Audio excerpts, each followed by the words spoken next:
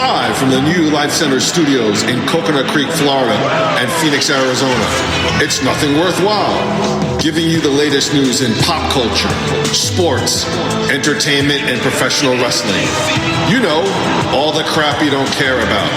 Here's Evan Moody and Andrew Gruthius.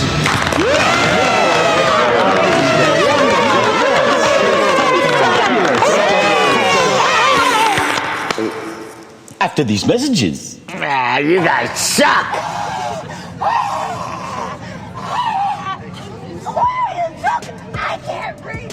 Why are you touching my leg? Why are you touching my leg? I can't breathe! This is George Floyd! Get off the plane!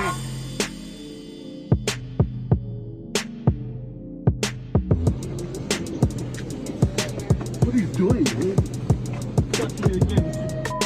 Oh, you'll touch me. Touch me, mama.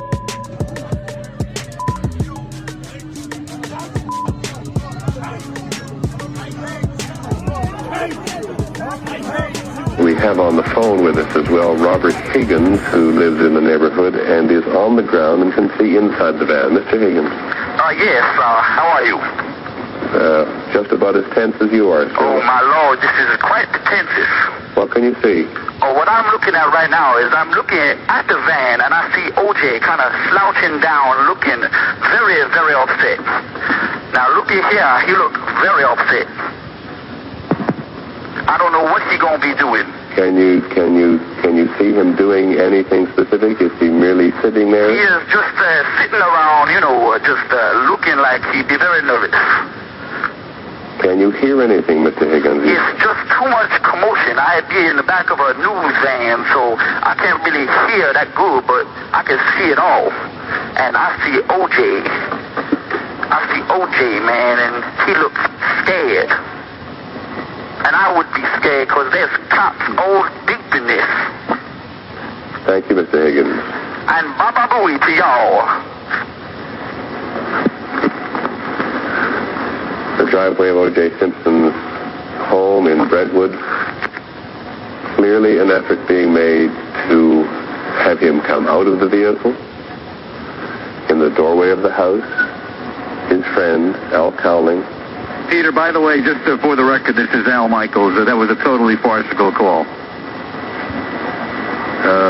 Lest anybody think that was somebody who was truly across the street. That was not. He said something in code at the end that's indicative of the mentioning of the name of a certain radio talk show host. Okay, thanks, Al. So he was not there. All right, we have them on every coast. Thank you very much. Not the first time nor the last time will have been had.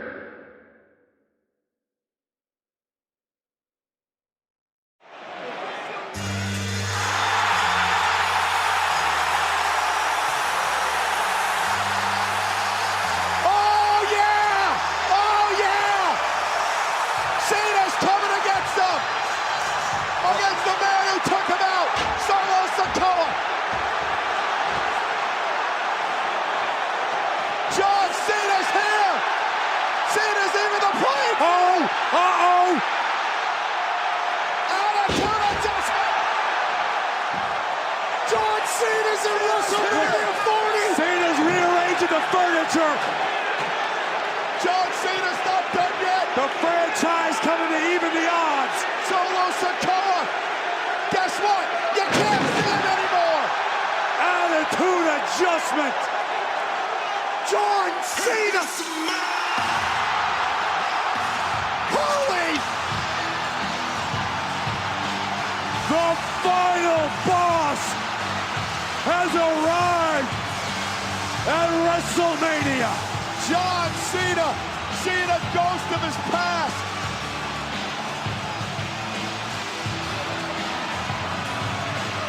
This is one of the greatest things I've ever witnessed, this whole damn match. And The Rock takes the final boss, infuriated at John Cena for sticking his nose in bloodline business.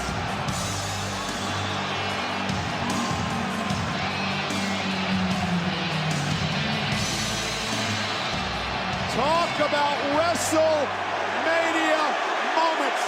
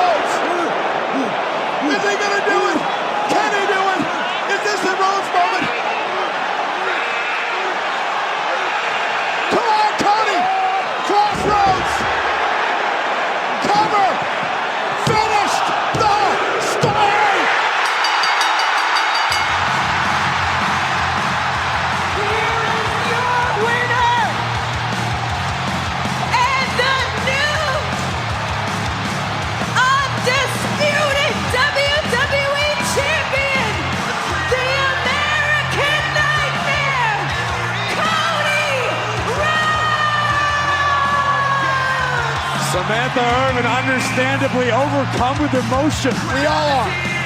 We all are.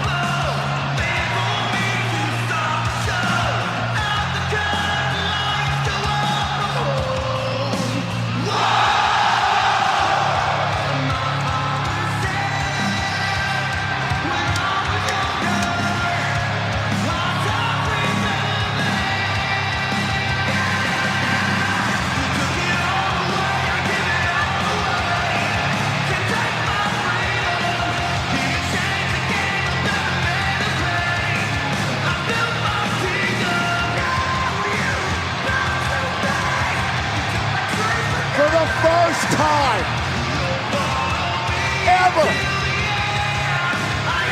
a Rhodes can call himself WWE champion. Dammit, Cody Rhodes finished the damn story.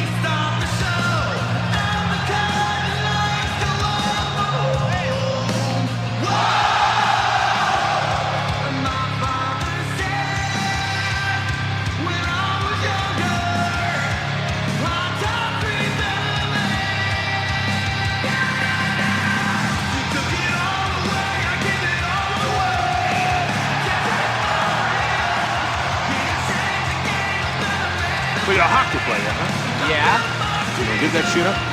You're gonna concentrate on golf. Who the hell are you? I'm the club pro here, Shubs Peterson. And I'm offering to teach you how to play golf personally. For free. No. You have no idea who I am, do you? No, I don't. Back in 1965, Sports Illustrated said I was going to be the next Arnold Palmer. Yeah, what happened? They wouldn't let me play on the pro tour anymore. Oh, I'm sorry. Because you're black? Hell no. Damned alligator bit my hand off. Oh, my God! Yeah, tournament down in Florida. I hooked my ball in the rough down by the lake. Damned alligator just popped up. Cut me down in my prime. He got me. But I tore one of that bastard's eyes out, though. Look at that. You're pretty sick, Chubbs. I have never seen anybody hit that ball half as far as you can. You got real talent, kid. Well, that's nice of you to say, but I've been training to be a hockey player my whole life. Golf's no different from hockey. Requires talent, self-discipline. Golf requires goofy pants and a fat ass. You should talk to my neighbor, the accountant, probably a great golfer, huge ass. Hey, I bet your neighbor, the accountant, can't drive the ball 400 yards. Bet your neighbor, the accountant, doesn't have a shot to get on the pro tour. And how would I do that? You win the Open tomorrow, you're automatically on the pro tour. Then who knows? Maybe you win a tour championship one day. Get that gold jacket like I never got. Gold jacket, green jacket, who gives this shit? Yeah. Oh! Don't worry about that. Made of wood. It's real sturdy. Oh, boy. Sorry about that.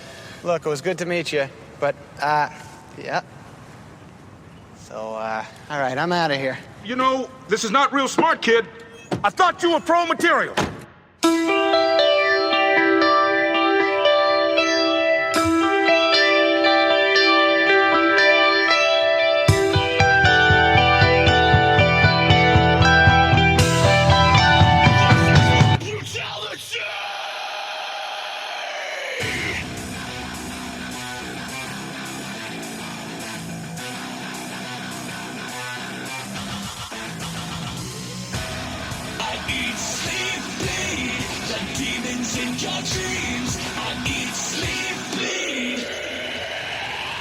Did you just point to me to start? I just pointed at you. Are we starting?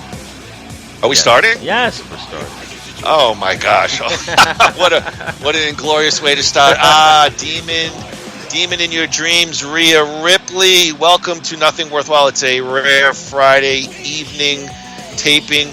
Good Shabbos. Nice night. Yes, a nice night here in Phoenix. Cooled off a little bit. Nice 80 degrees. Walked the dogs. Little wind, little bluster. Welcome to Nothing Worthwhile, episode number 124. On today's shows, our picks are in. It's a way too late, but we're going to talk about WrestleMania 40. What did we get right with WrestleMania 40? What did we get wrong? We'll give you our overall thoughts on the two-day extravaganza. That's not enough. We'll take a fond look at Adam Sandler, Carl Weathers, golf comedy, 1996 Happy Gilmore. Could there be a Happy Gilmore 2? We'll talk about that. And of course, Nothing Worthwhile the week that was. Some salacious allegations coming from the season 2 set of Tulsa King involving Sylvester Stallone. We'll get all of that and more on the thoughts of the best man emanating from Coconut Creek, Florida, Andrew Gruthius. How the hell are you, my friend? Doing very well on this lovely Friday evening, this rare Friday evening that I get to hang with my bro from across the way there. Looking great in his Jets skull cap. And, well, we had the big NFL draft last night. And the WWE draft going on as we speak. I'll have to watch that after this. Yeah, I've seen a little bit. Interesting stuff to start it off, to say the least. But yeah, everything is good. The school year is headed towards its climax and getting ready for another summer. But everything is status quo here in the South Florida.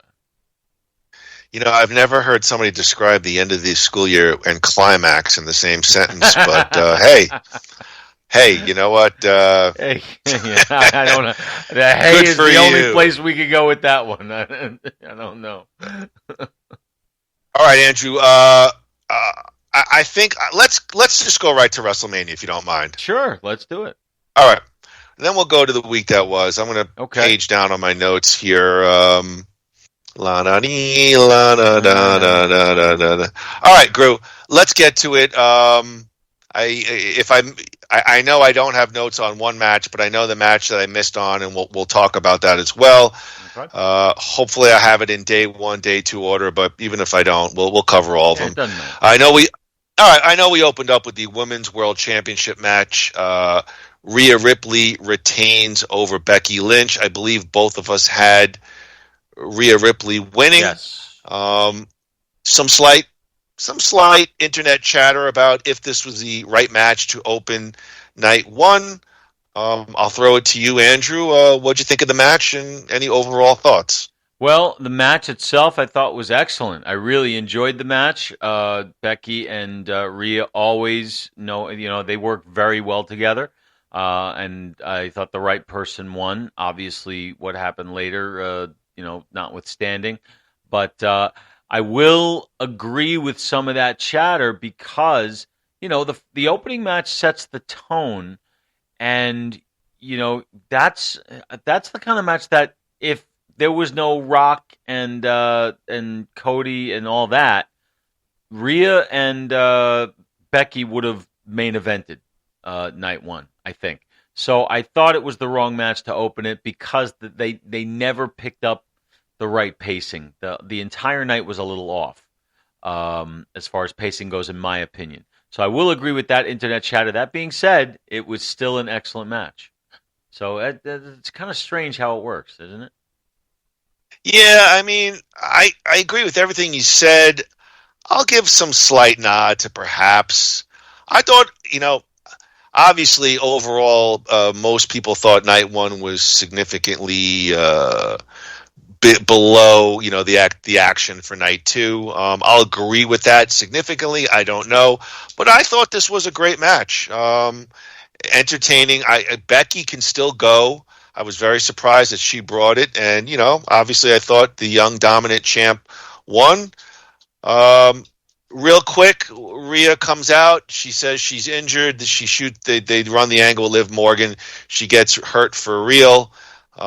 Becky Lynch wins the women's championship in a battle royal.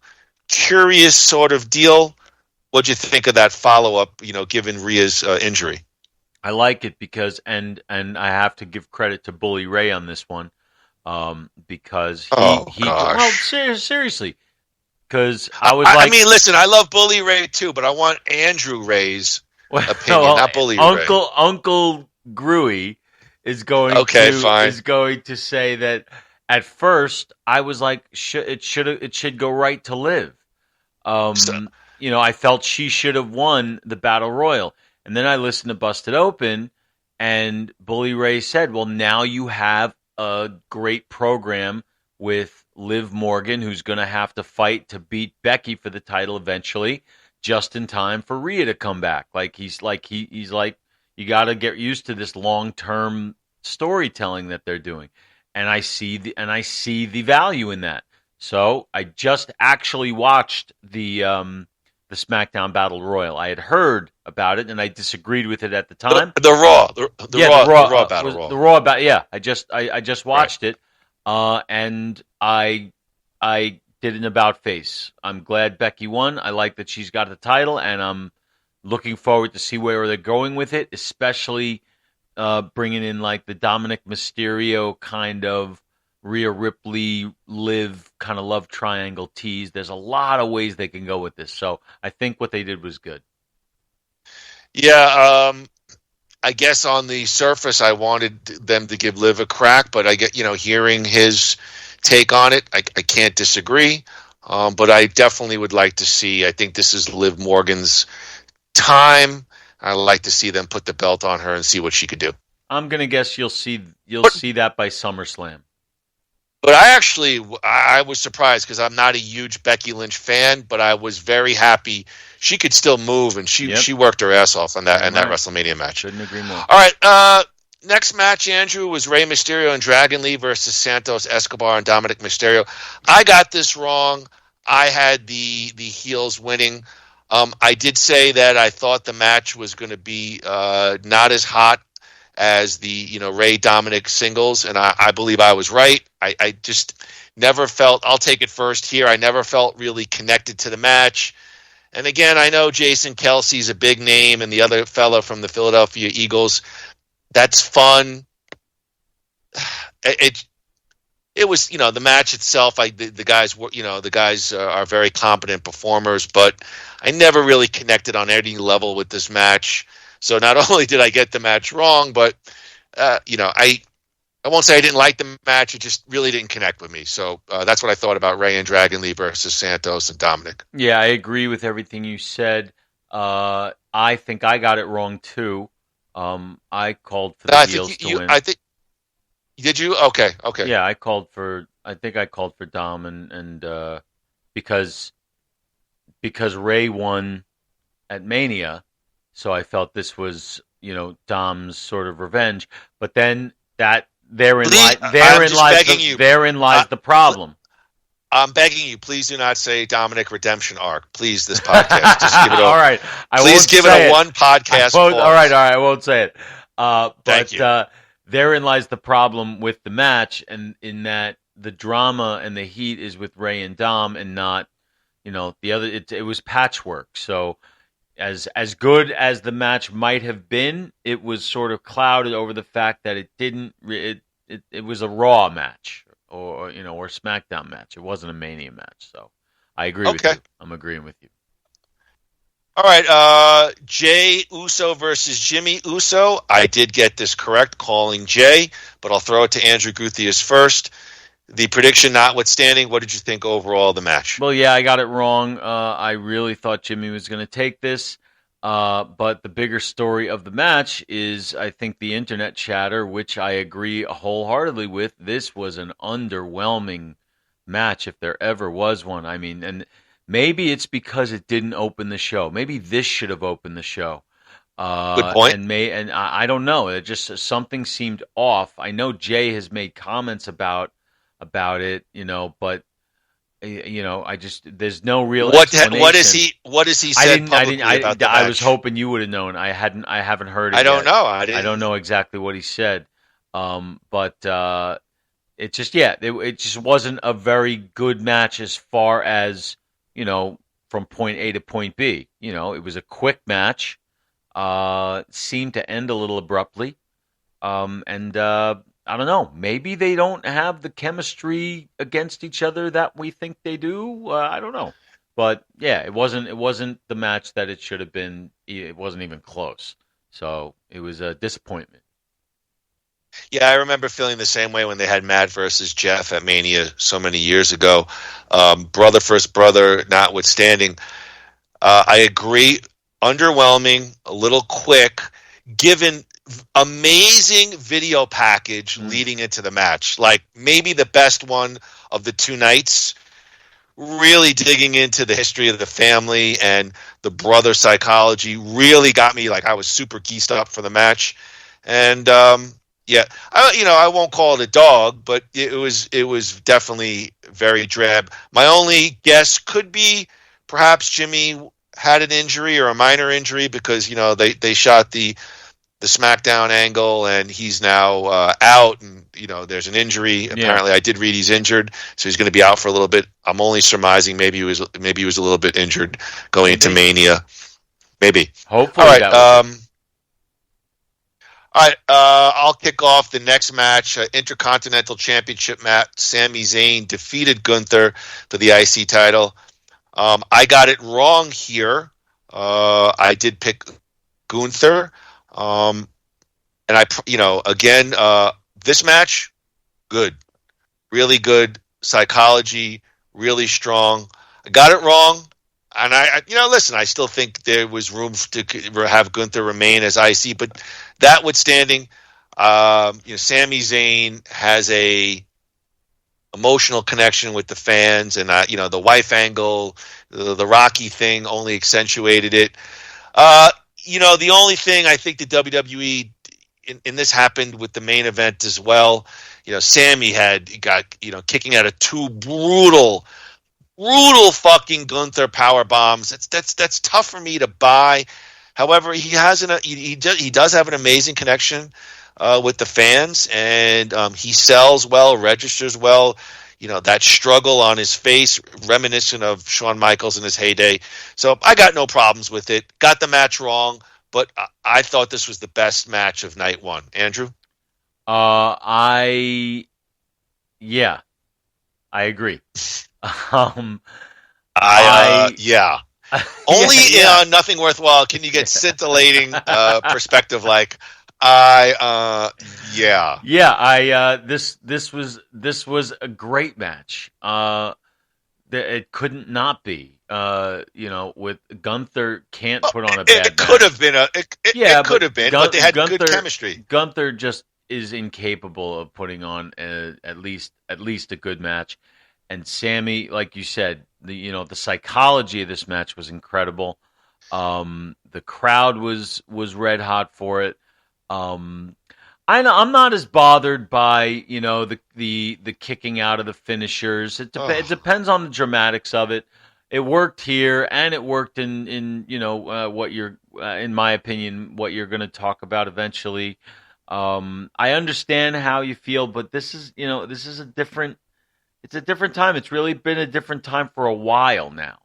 You're right. So and it's just I can't believe Andrew is telling me to get with the times. Yeah, what the hell? I remember goofing on Andrew in like 90, like telling like, "Oh, this new artist, Bob Seger," and him laughing. His music collection was Bob Seger, Billy Joel, Bruce Springsteen, Elton John, Queen. That was it. Yeah, that's Van right. Halen. Meatloaf. Meatloaf. Yeah, right. Yeah, right. well, that's it's surprising. Yeah, but actually, to get back to the match, listening to your comment, it had the makings of a great match because you got Gunther, who is your Brock Lesnar immovable object, right, and Sami Zayn, who is that bump machine who can sell and register and do all those fun things in a match. So not surprised that those two guys, and I think I love that one spot where he did that like I guess it was a nod to his old move set when he was El Generico in the Indies. He did like sort of a brain buster off the top rope. Which I like how the announcers now acknowledge that stuff. So do I. I like there's history. There's history there, right? Yeah, I like how it feels like that Triple H has like let the announcing teams loose. Well, you get that feeling? It always bothered me, like, let's say in 08, 07, when Undertaker and Shawn Michaels tangled, and I'm watching the promo, and they're almost pitching it like it's the first time these guys have ever met, and then in 97, they had an amazing match, Hell in the Cell and Bad Blood, like a revolutionary match. Yeah, but WWE's done that forever. No, but Andy, they've done, understand, but under Triple H, you acknowledge history because it builds the current plot and storyline. Absolutely. So beyond letting these guys loose, I love the fact that they'll go back to the history books and show when these two guys or two girls tangled earlier on to sort of accentuate what we're putting on in the ring these days. Yeah, you don't have to pretend like Hogan Andre was the first time that these two guys had ever met. When in fact that they had sold out, I think Shea Stadium or something. Shea Stadium in that earlier. Super Show. Yeah, exactly. So, but exactly. Those are the days that are gone. So. All right, Andy. We'll toss it to you first. Bianca Belair, Jade Cargill, and Naomi versus Dakota Kai, Asuka, and Kairi Sane. Damage Control with Bianca. The faces winning. Bianca, Jade, and Naomi. What were your thoughts on the match, Andrew? I think I predicted Jade and company to win. You did? I did not see the match because I had no interest. Oh my god! And here's why. Seriously, you can't do that though. You're supposed to give me your thoughts on the match. I didn't see it. This was my. Well, number one, it was pretty quick, and two, this was my. I had to go to the bathroom. And I know that you can pause it nowadays, but that was a hell of a bathroom break. I just didn't. Well, it was a fast match. But why did you admit that you don't like women's wrestling? No, here's my problem. You know me. I am totally coming around on that. I think Rhea Ripley is the second biggest star in the company, next to Cody Rhodes. And I'm happy with that. And I'm devastated. It sucks that she's going to be out. But no, my problem with the match is that these are people who should be fighting singles, not a three woman tag match. Like there was no stakes to it, no interest to me. It was a nice Jade squash. I know that much. She just basically whipped ass. But Bianca Belair is a top tier women's wrestler who should always be fighting for a title, and she's stuck at WrestleMania in this mini match. It just didn't do anything for me. Could have been a great match. I didn't really see enough of it to give it any kind of opinion, other than it struck no interest for me. And there's been, well, I guess they followed up a little bit, but it just doesn't interest me. They have followed up. But look, I don't disagree with any of your criticisms, but going into this, we knew that this was a schmaz booking. Let's get as many big names on the card. And so that's where they went with it. It wasn't a great match, and I'm getting I'm getting a little bit nervous about Jade Cargill. Really? They brought her in, yeah, because they brought her in and they put her on television and then they peeled her back. And apparently the word was not WWE ring ready, meaning maybe doesn't have the skill set that that they expect of their wrestlers, female or male. So what did they do? Like, yeah, 4 months. Here's the thing: I'm starting to get a Goldberg-like vibe on her, and I don't mean Goldberg in the sense of she's going to go 168-0. Goldberg in the sense of, limited in the ring, power, quick, 5-minute matches, because so far the way they presented herself has been pretty much all squash matches, and the true test is going to be on a premium live event when she squares up against Bianca or somebody and gives us 15 minutes and see if she can do that and keep our attention. Even this match at Mania, the moveset is still all power, very limited, quick match, like you said. So, and I'm rooting for her because I'm a fan. I was excited. I knew her a little bit from AEW. Glad that they brought her in. And I hope things work out well, but I'm just getting a teensy bit, a little bit nervous about her. Like, I don't know if she's going to deliver. Well, that's how I feel. But isn't she more of like a bruiser than, the high flying, jumping jack, more like the Rhea Ripleys and Charlotte Flairs? Wouldn't she have more chemistry with people like that? But they kind of put her in the ring with, the jumpers and, like. Well, it's you know what I mean? It's still early. It's still early, and so she does have that, and she's got to find her way. I like her presentation. So do I. She's beautiful. She's absolutely beautiful. Stunning. Yeah. What a physique. So, again, who they're putting with her with, I would definitely put her, for, premium live event. I put her in there with like a Naomi, a veteran, 10 years, somebody who's really polished, knows how to call a match, a Bailey or something like that, But she does get crowd reaction. She did. Sure. I could be all for not. As long as there's that, there's hope. Yeah. All right. And then look, Andrew, let's get to it. Night one, the big main event. Cody Rhodes and Seth freaking Rollins versus The Rock and Roman Reigns. I think I did get this one right here. I did say keep it simple, 50-50 booking. The heels were not going to lose, and it'll set up the Bloodline rules for night 2 of Mania. In terms of the match, here's what I'll say about it. The Rock was protected. It was a tag match. It was brawling. In and out of the ring. A fun mess of a match. A night 1 classic? No, not in my eyes. Not in my eyes. I thought The Rock was protected. He wasn't terrible, but he really didn't do much except brawl.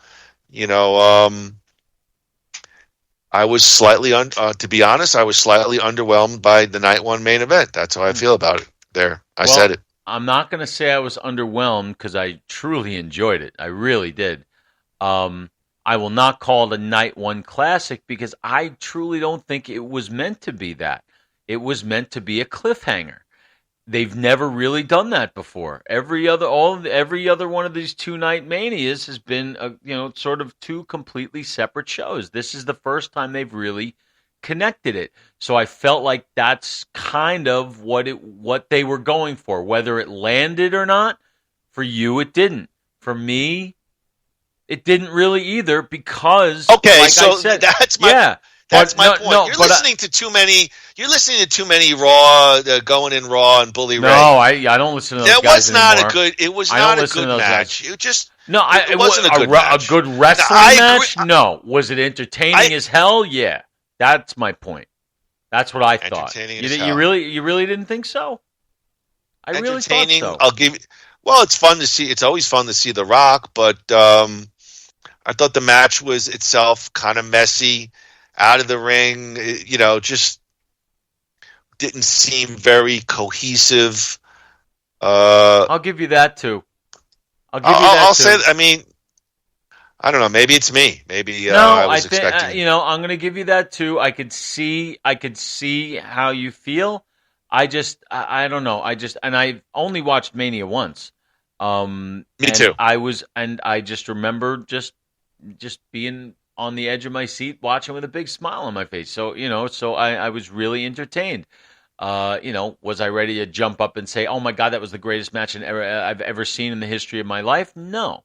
But I wasn't expecting anything even close to that either. I'm by no means inferring that. No. No, I know. I think it was a perfectly good placeholder and set up for the Bloodline rules, which I had called the other way. I got this match wrong. I thought they were going in the other.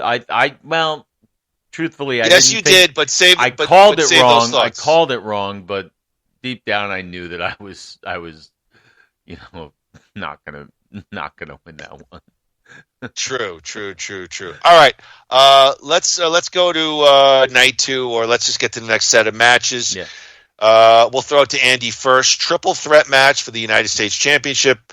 Randy Orton versus Kevin Owens versus the champ Logan Paul. Andrew, you did get this wrong. You predicted Randy Orton. I got it right, Logan Paul. All right, besides the predictions, what'd you think of the match? Loved it. All three of those guys just brought it. It was definite. It had its ups and downs and peaks and valleys. Randy Orton still got it. Logan Paul is awesome. Kevin Owens is he's turning into a long-term true legend. Just like one of those always go-to guys who's always going to deliver for you. This was a great match from beginning to end. I did call it wrong. I really would, and I called it for Randy because I wanted Randy to win. But I agree with your prediction. The right guy won. Logan Paul is a fucking beast, and I thought this match was going to sort of steal the show, steal some thunder. That's what I thought. Curious to hear what you thought. But, those are my thoughts on that. I super enjoyed this match.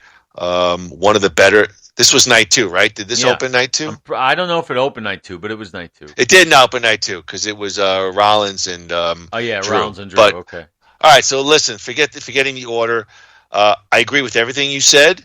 I think the right guy won, and I love now it's like 2 WrestleManias in a row. The Prime Bottle mascot is gotten involved in the match, and it's always like some Twitch streamer that we've never heard of, guys our age never heard of, but a lot of the young kids knew, like Marie's grandson knew the guy in the Prime Bottle who it was, and he went through a table, and it was just, you could see the chemistry with Randy and Kevin and Logan Paul. 2 veterans, 1 younger guy who was at the top of the game. Again, never a big fan of triple threats, especially at Mania, but these guys, all pros, and made for a very, very fun match. So very excited to see, Logan Paul and what he could do the next year's run with WWE. Yeah, has Logan did he win the U.S. title at last year's Mania? Has he been champ for a year? When did he win it? Okay, so who did he wrestle last year? Did he wrestle Seth Rollins? No. Is that 2 years ago? I don't remember. I'm drawing a complete blank. I know he wrestled at Mania. I'm just trying to remember when he won the title. Maybe it's been a year. That'd be amazing, wouldn't it? I feel like last year he lost to Seth Rollins at Mania, and the Prime Bottle came out and as well last year in LA. Yeah. So then I guess that's one of the other ones. I just forgot who he beat for it, but he's been champ for a while, and I'm a big fan of Logan Paul as a wrestler. Okay, and nothing else. I love him as a podcast. I think he's a brilliant. His brother, I give him and his brother credit. They develop a space as podcasters and sort of sports combat sports. Jake Paul. Jake Paul versus Mike Tyson is going to sell out. The Cowboys. They're going to sell 100,000. I mean, it's going to be ridiculous. I'm afraid to the amount of money. That. I'm not. I'm gonna watch it and enjoy it for what it is. I don't think it's a real sort of legitimate sports competition. I don't want Mike getting killed. Like he's 60. I don't think Mike or whatever. He's not 60, 57. But all right. Well, I don't think he's going to get killed. But we could talk about that another time. Yeah. But listen, those guys. Smart businessmen, and they make a lot of dough. Anyway. Very true. All right, Groo, LA Knight versus AJ Styles. Who did I went with LA Knight. You went with LA Knight as well, right? We both went with LA Knight. Yeah, I mean, I thought this was a good match. Good. Yeah, good. Nothing more. It didn't move anything anywhere. I guess maybe it elevated AJ a little bit to where he is at the moment, which is on the verge of going against Cody Rhodes at Backlash. But other than that, there wasn't much behind it. So there obviously wasn't anything really in front of it. So it was just it was a good wrestling match on a wrestling card, basically. Right? Just finger me, Andrew. Oh, excuse me. It's just listen, don't kid yourself, though. AJ Styles, is this what I said at Mania? He's high-priced enhancement talent now. He's the perfect guy to kick off Cody Rhodes. He's going to put on a great match in France, wherever they're wrestling, but there's no way he's beating Cody Rhodes. Of course not. But what's wrong with being enhancement talent if you're going to be in the main event at a PLE? Look. There's nothing wrong, Andrew. I don't disagree with you, but like the mystery is gone, I think, with AJ. Like I feel like the ceiling is there. He's now been with them for seven years, which is a long run, especially in World Wrestling Entertainment. And I just feel like, there are other guys you go, you know what? There could be a belt run for him. I don't feel that way anymore about AJ. I feel he's A-, B+ kind of, and there's nothing wrong. He's probably making a shit ton of money, but in terms of his wrestling career, I feel like it's kind of it's where it is. Yeah, but here's the thing. Who would you have believed would have a shot to beat Cody Rhodes at a PLE 3 weeks out of Mania after that whole thing? Nobody. No matter what, okay. Cody wasn't. That's the problem. They had to get Cody on the card right away, and that's 3 weeks after Mania, and they know he's not dropping the belt, so there is no mystery there. There was never going to be any mystery, no matter who it was. So, and AJ is probably the one who would be hurt the least by or the Miz, same. Okay, but like Shinsuke, same level. Shinsuke's even lower now. Shinsuke's almost true. Enhanced, and that's kind of sad too. But listen, everybody can't be at the top. Let's go to the match at Open Night 2, World Heavyweight. Braxton, I'm podcasting, please. Hey, Braxton. World Heavyweight Championship match, Seth freaking Rollins versus Drew McIntyre. I think we both got it right with the Drew McIntyre call, but of course we get the Damian Priest cash in. Damian Priest walks out, your new World Heavyweight Champion. So, I don't know, we'll give us both a half correct, so to speak. We'll throw it to Andrew Guthius first. What'd you think of the match and overall, and CM Punk on the announce table, all that stuff? This had me at weeks ago, or had me before. At hello. Oh my God! This entire thing has been, with the CM Punk thing and Rollins. I mean, every second these guys have been on screen has been magic, and the match did not disappoint. It was awesome. I loved it, and I loved Rollins at the end. Like so emotional. That got me a little. That got me a little bit, and then I thought the Punk stuff and the cash in.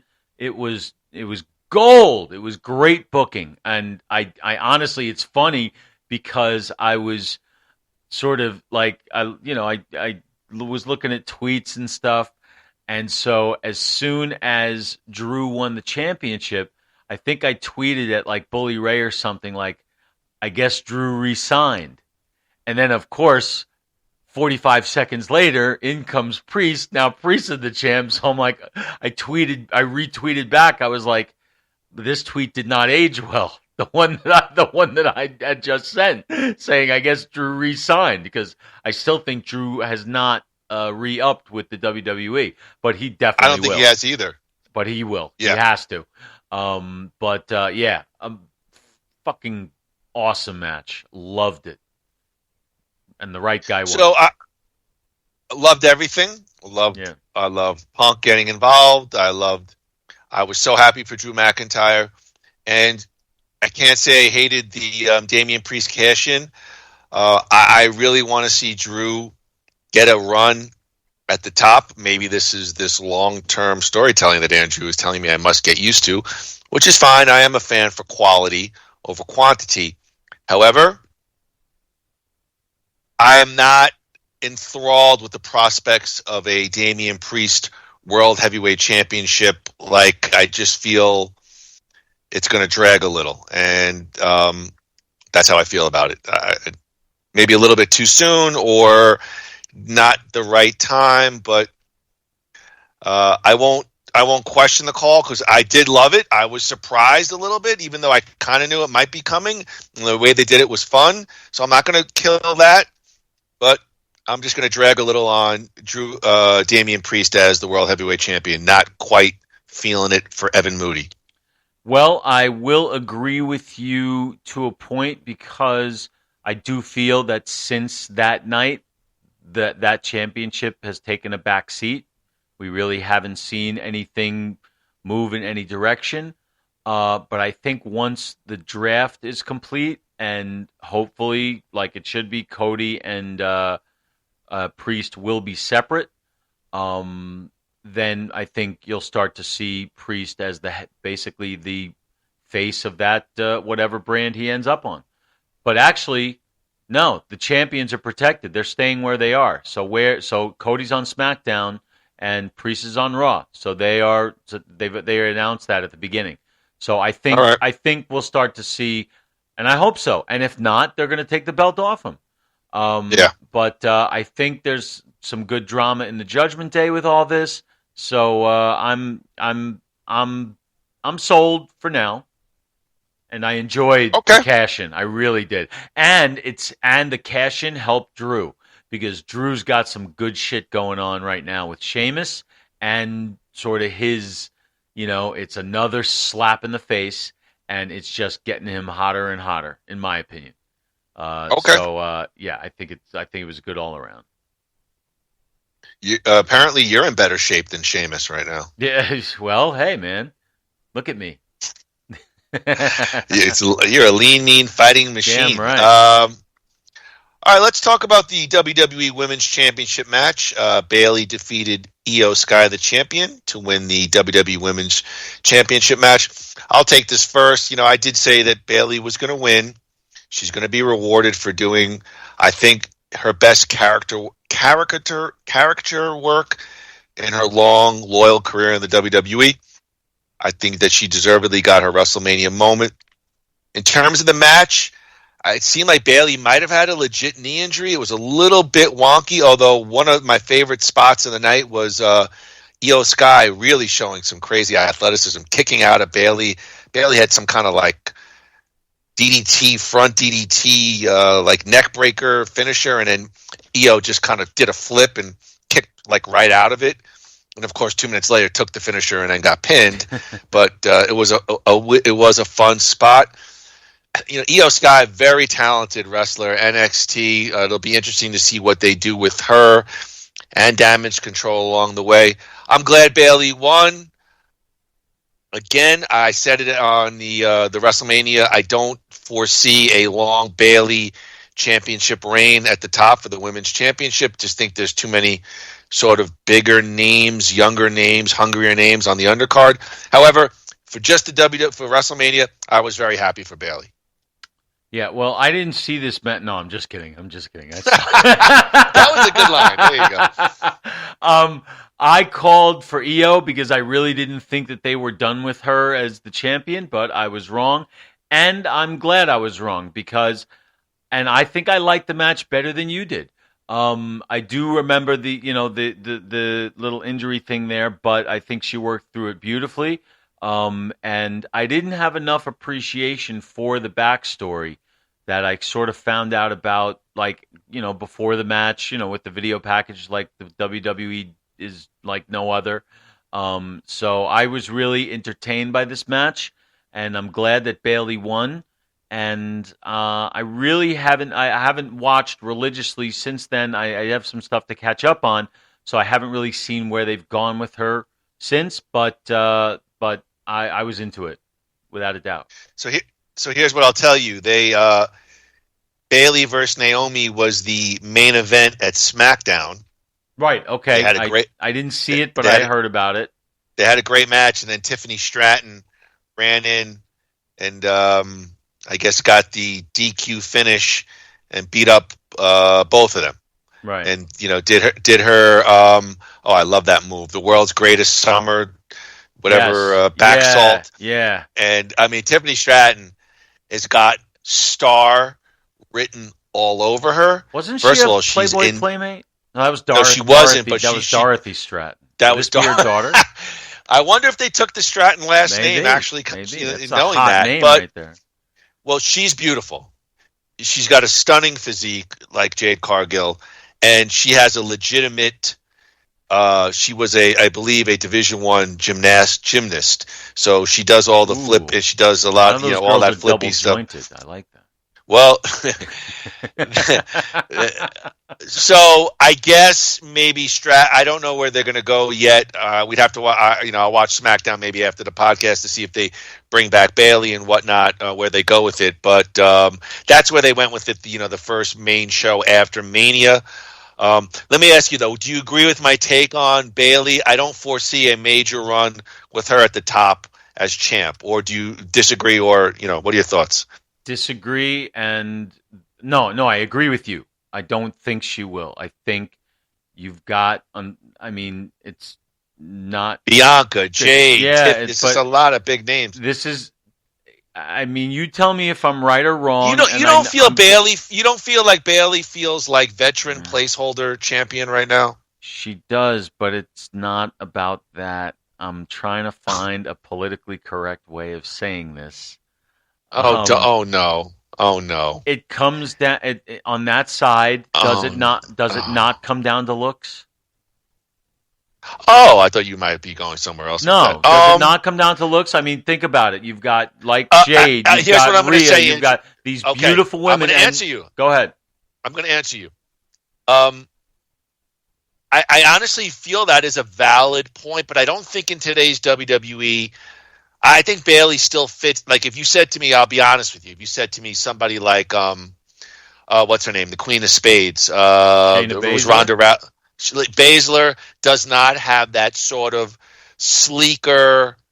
I'm going to be very honest, and people could email me or whatever. That sleeker, feminine look. I think Bayley still has that. No, I don't think Bayley is a classic beauty compared to like a Tiffany Stratton or Bianca or Jade, but I do think Bayley's beautiful in her own right and does well. I just don't see her in terms of her placement on the roster as a veteran. I just don't see her having a 6-month, 8-month, year run at the top. I think it's going to be a couple of months. I agree with you. They're going to move the belt to somebody else. Look, I'm not ashamed to admit I've been playing the WWE 2K24 video game, and it ain't Bayley on the front of every screen. It's Bianca.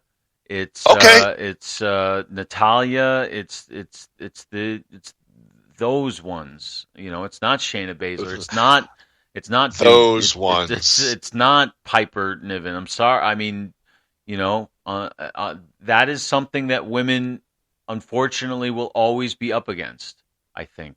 I say that with the utmost sympathy for that. Wow. You know, would you not say that the WWE has really come very Yes. far in its presentation of females? Yes, absolutely, and they've Now never here's been the better. thing, They've Andrew. never been I will better. absolutely say this: if the booking is right, you would see Piper Niven or a Nia Jax or Nia Jax is or beautiful. Okay, but I'm just saying if the fans got behind it and the booking was right, I absolutely believe those ladies would have championship reigns. I agree, and I would including hope, including Shayna Baszler, and I if got the to tell booking you, was right. I agree with you, and I got to tell you, I hope the fans get behind Bayley the way they have gotten behind the Becky Lynches and those other ones. I would love to see it. I'm a little cynical that way. Now they did show something interesting, like on Twitter or X, at a house show. Somebody had an EO Sky sign, and Bayley ripped it up as a nod back to a heel persona. So right. I don't know. Maybe they're gonna switch it up a little bit on Bayley. Who knows? Let's move on. Andrew. Those are the good champions. The heel ones who were like the impossible feats. I could see her being a great heel champ for a while.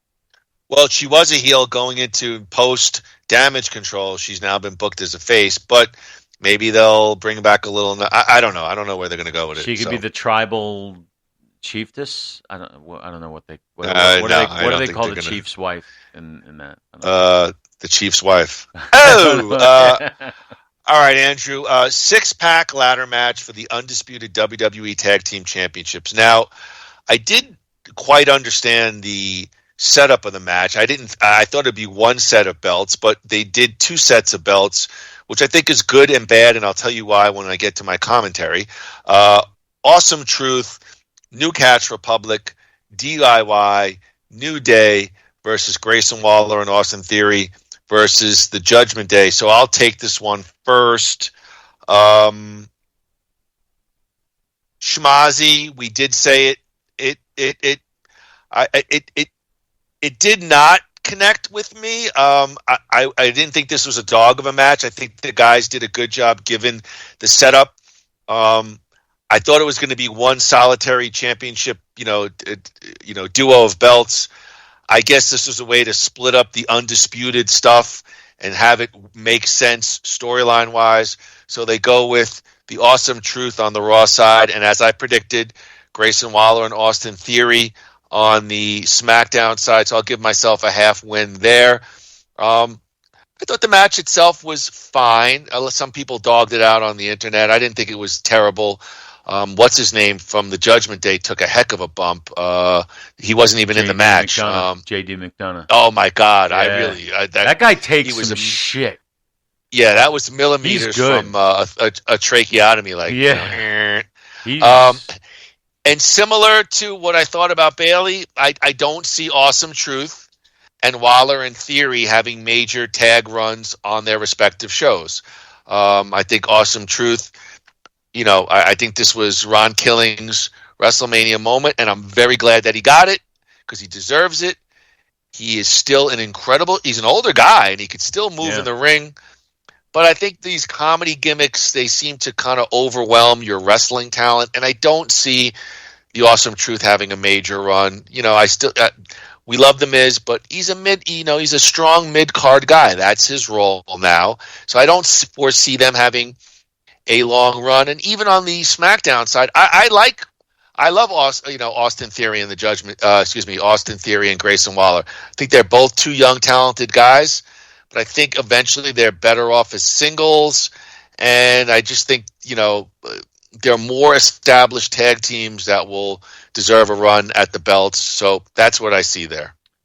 Yeah, I'm a little nicer on this match. I enjoyed it. I do agree with you. I wish I would like the titles to be unified. I think the only it should only be the singles titles that you have, one here and one there. I think it's just too much, and I don't think there are enough really great tag teams throughout the entire company to have 2 sets of belts. You're looking at me like I'm nuts. Am I right? Well, or am I mean, wrong? DIY. I mean, yeah, but DIY. to have 2 sets of championship belts, I don't know. Maybe I'm wrong. But either way, I don't remember who I called. I think I called DIY. I was convinced that they were going to win. Yeah. So I was surprised. I was really surprised that they didn't. Really enjoyed Grayson Waller and Austin Theory. Although I think they're headed. It's almost time for them to have for Theory to go face and them to have a thing together. I think. But and of course, you know me. I'm thrilled that the Miz is carrying gold. And I love the current R-Truth gimmick. I think it's going to go a little longer than you think. They had a good match the other night that they won. That was a lot of fun, and they get great crowd reaction. So I think that I don't think it's not going to be for a while, but I could see them getting maybe 3 or 4 months out of this. I was just going to say to you, if they go more than 4 months, I'll be complete. Here's the deal: if they go more than 4 months as champ, I'll shave my head. Well, you know what? Only if you do it at New U Life Center. Fine, no problem there. Or at Herbie's? Where did we go for the haircut in Arizona? Where do we the barber shop? What's the guy's name? It'll come to me. I got to think about that. That was fun though. That was great. Good. That'll be $8.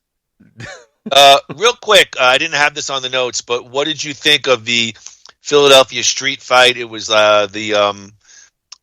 Bobby Lashley and the Street Profits versus the Final Testament or Final Prophecy, which is AOP with Bully Bubba Ray as the special.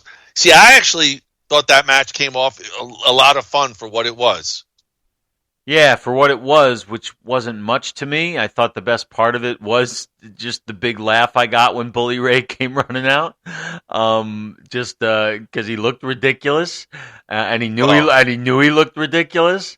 Clearly, he's off the Atkins. Yeah, I did enjoy the match for what it was. You're right, but there are a couple things I don't get. I don't get what they're doing with Lashley, unless he's hurt or something. What is it with the fist? Yeah, I'm not seeing it. He's so. I'm glad. It looks like post Mania, they're gonna, the Street Profits. Obviously, they're wrestling for the tag titles at the next pay-per-view. So they won the tag team some schmaz SmackDown one night tournament. Right. There's some 6. So I like that because I think those guys are really legitimate, solid tag team, and I feel like the WWE either needs to go with them as a tag team and invest in them, or break them apart, because Montez Ford can be a star, and I think Angelo Dawkins is pretty darn good in the ring too for a big man. So Agreed. I like both guys. Now, to be serious about the other team for a second, it looks like those guys are going to NXT, and I think that's good. I think that's good because the AOP and Karrion Kross and Scarlett. I mean, Karrion Kross was already in NXT. Figure out the Paul Ellering. I see now they're putting Paul Ellering a little bit more front and center, which I think is good. You let those guys go back like they did with Baron Corbin, maybe find their footing, and then in a year's time bring them back up to the main roster with a little bit more momentum. I think it's too soon to give up on Karrion Kross. I know you may not know too much about him, but he was the TNA champ. I think there's still some value there to see what they can do with him. So I thought the match, I had no expectations, and I thought they over-delivered for a silly schmaz match. Yeah, and the other thing I don't get, I haven't been getting, is the Paul Ellering thing. Because, number one, how much of the people who are watching wrestling right now actually know who Paul Ellering is? Probably maybe 15 to 20%, maybe. So why aren't they telling people that there's a fucking legend walking down to the ring with these guys? Because those guys aren't getting over, in my opinion. Okay, the AOP. Nothing's really happening there. So do you like them? Do you like them getting reshuffled down to NXT? Yes, I think they need to, but they need to. I'm glad you said that they're sort of using Ellering a little more. That's not a small thing having that guy there. and they're sort of treating it that way. So he's like Harvey Whippleman in a way. I don't like that. So yes, I think an NXT Downtown Bruno. Yeah, exactly. So I think Shawn Michaels will find something good to do with them. I think. Good point. All right, here it is, Andrew. The big one for the undisputed WWE Universal Championship.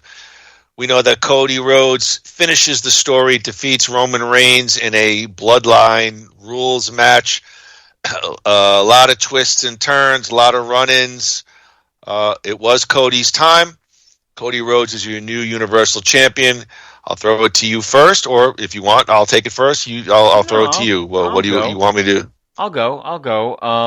Okay. So it certainly wasn't anywhere near one of the best wrestling matches you'll ever see. It wasn't one of the best wrestling matches of WrestleMania 40, but it was the perfect WrestleMania main event. It had everything. I was on the edge of my seat. I was smiling. I was cheering, and it was nonstop. Breath holding. Everything. It just what could have been overbooked, it wasn't quite overbooked. It was booked right to the limit. Anything more than they did probably would have been too much, I think. I love what they did when the music hit for Cena, when the music hit for Taker. I popped just like the crowd did. It was beautiful to me. And even though I called for Roman to win, I was hook, line, and sinker. This was the perfect WrestleMania main event to me, and I'm not going to forget it. I just enjoyed every minute of it. What? Do you want a tissue? Maybe. I'm not gonna forget it. I still think about it the same way that I still think about night one of Mania 39. Sami Zayn and Kevin Owens beating the Usos. It was just as wild and emotional to me, and that's one of my favorite matches of all time. You're gonna make my point perfectly. Go ahead. Which is, I don't disagree with you, and I understand why they did it, because they're an entertainment company and they're playing to the masses. So, to me, this match is going to be akin to when Andrew and I go to see Billy Joel. We would love to see Billy Joel sing Street Life Serenader and some of those deep cuts. But Billy's going to play mostly the hits because he's playing to the larger mass crowd. So this match, to me, played to the masses. I know, I understand why they did it, but the Evan Moody hardcore wrestling fan agreed with Andrew Gruthius's take on our previous podcast, which is, for me as a fan, only me, my preference would have been night one, the overbooked, overcooked tag team match, and then night two, Cody Rhodes mano a mano defeating Roman Reigns. That would have gotten me like a 10-year-old kid running around when Tommy Rich finally defeated Buzz Sawyer. If you wanted to do a run-in, you do Solo Sikoa, because that's been the consistent thread amongst pretty much all of these big-time matches. I understand why they did it. I didn't hate it, but it didn't stick with me like the Sami Zayn, Kevin Owens one. It wasn't, for me, the Shawn Michaels finally beating Bret Hart, and maybe that's a bad analogy, but 60 Minutes, boyhood dream. I didn't get that feeling like 2 years, we're now finishing the story. I got it when Samantha Irvin, she's a star. The goddamn ring announcer, that girl is a star. UFC, you need to sign her after Bruce Buffer retires. This girl knows how to call a main event. The emotion in her voice, that's when I felt it. I get your take on Sammy and Kevin, but that was one-on-one, finally defeating the immovable object, so to speak. I didn't get this here. It felt more to me like a video game. Oh, let's nostalgia. Let's place The Undertaker, which, by the way, I popped, But if you got to get Stone Cold Steve Austin in that spot. You got to give him his money. You got to make it happen because that's the difference between a 9.8 and a 10. Because that, Stone Cold, that's the guy to bring there in that spot if you're going to do that. Slight slim pickings.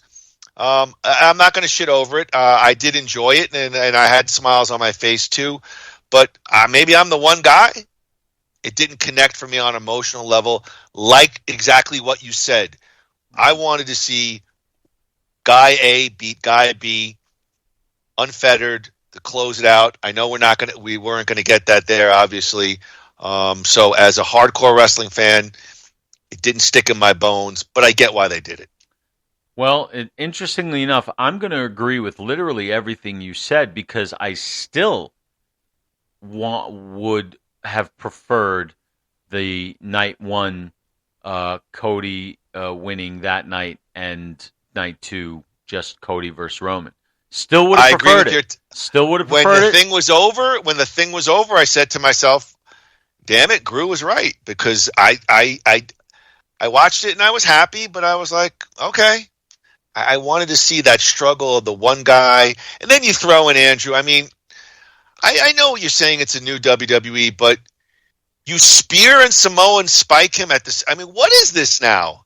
Are we just not going to? You got to drop a building on somebody at this point. I mean, I know what is this, Godzilla? I mean, what do you have to do to? I mean, I get it. But that's, Cena got criticized, Super Cena.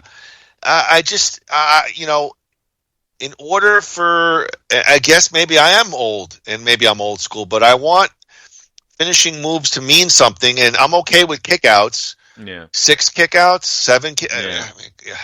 Well, here's the different. Here's where we differ a little bit in that we agree. I still would have rather had the other way.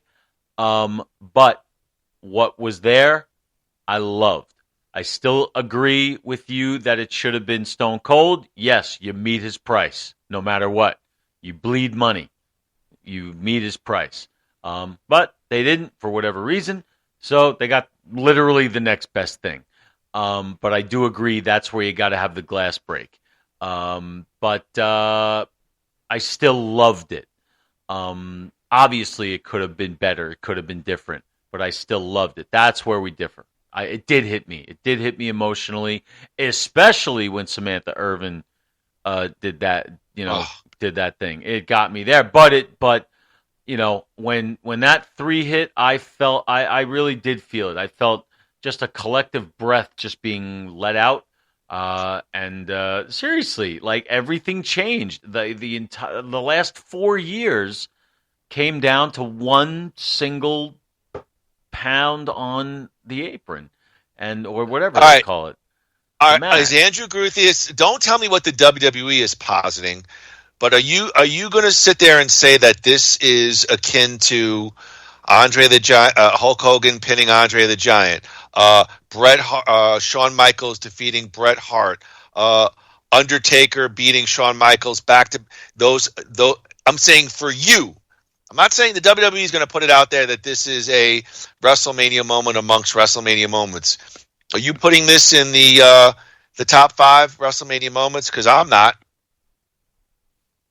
Sorry, probably not. I'd have to look. Enough said. Thank you. Let's go. Let's move on. But just can I add one small thing to that? You could add. You got to remember that yes, with the Hogan, and I'm the biggest Hogan mark there is. The Hogan Andre thing was not a good match either. If you look at it, I didn't say that. I'm saying the ending of the match, the slam, the slam into the thing. I'd like to revisit this in about 6 months. Let's see. Fine. Let's see what I think that's a fair enough point. Yeah. All right, Groo. Before we touch upon all things, before we get to that, real quick. Will you and I be at WrestleMania 41? It looks like it's either going to be Vegas or Minneapolis. Give me a percentage. 100%. Me too. Thank you. I mean, obviously for us, Vegas would be better because we could. I think it's going to be Vegas. We could probably drive there from you, can't we? We can, and then also they're already talking about making change. I mean, I love I love what I'm reading though, in the sense that this Nick Khan, he looks at everything super critically. They may move the date a couple of weeks, maybe earlier or later. They're always looking to better the product in Vegas. It'll be disgustingly huge. Yeah. So either way, whether we can afford tickets or not, we're going. And even if I'll fly out there without a ticket, because we're gonna spend. No, I'm serious. Going. We're gonna spend WrestleMania week in Vegas, whether we go to the frickin' show or not. That's what's happening. We're going to the show. Do me a favor. I'm not saying, but start now. Yeah, I know. I'm kidding. You know me. Come on. Have you met me? You know the stupid shit I do. You could still tuck away a few bucks here and there towards the WrestleMania fund. Yes, and so I did say 100%. So we're going. All right, good. All right, Groo. We've said good night for now for WrestleMania 40. Before we get to all things Happy Gilmore, it's we're going to talk about a couple of things, and it's going to be nothing worthwhile. The week that was. New You Life Center presents Nothing Worthwhile. The week that was. Yeah, Maria's in Tyler, Texas. You met her. We went to that restaurant, Kerry. Nice. We took you. We thought it was going to be called Fuego. Listen to this. So Marie's like one of her good friends comes in for the wedding, and I go, Groo, we're going to go meet them at this hotel. There's a restaurant in the hotel called Fuego's. Great food. So we pull up. We go to the restaurant, and they bring out the menus, and it's like Johnson's. And I'm like, the lady's like, oh, yeah, they sold like 4 weeks ago. We're doing really well, though. Brand new menu. Food wasn't as good. And the crew's probably like, what an asshole. Let's just say that the rehearsal had the greatest baked ziti I've ever had. Oh, I'm glad you like that. Oh, thank you. I love that. I want to come back just to go to that little Streets place. in New York. Okay, Streets in New York. Absolutely. That place was great. That's a New Yorker. That was good. Delicious. That's a legitimate New Yorker. Oh, I'm really glad. I love that place and whatever the hell I had at your dad and Mitch and Gary's place. I love that too. Those were the two meals of the trip to me. Oh, that was 92nd Street Cafe, Scottsdale. Whatever. I truly enjoyed what I had, whatever I had. All right. Those places. So. Well, speaking of Marie, check out her place, New You Life Center. Check out all their medical weight loss programs at www.newyoulifecenters.com or give them a call. Braxton, right? Sleeping on the floor, 602-274-0068. Tell them that Moody and Groo sent you and receive a big 15% off your first service.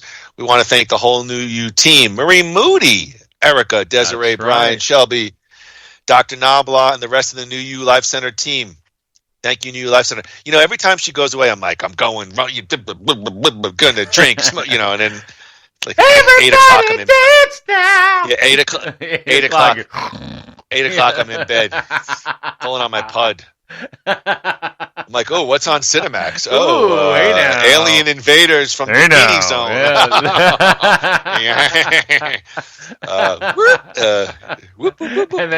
And then 30 seconds in. Yeah, exactly. I forget. I went last night. I went upstairs and I was passed out within 2 seconds. Hey. Listen, Andrew. Ironically enough, Happy Gilmore, the movie that we're covering today, is back in the news. Drew Barrymore revealed on last Friday's episode of the Drew Barrymore Show. By the way, I've never watched one episode of the Drew Barrymore Show, and I never will. Didn't even know there was one. Okay, thank you.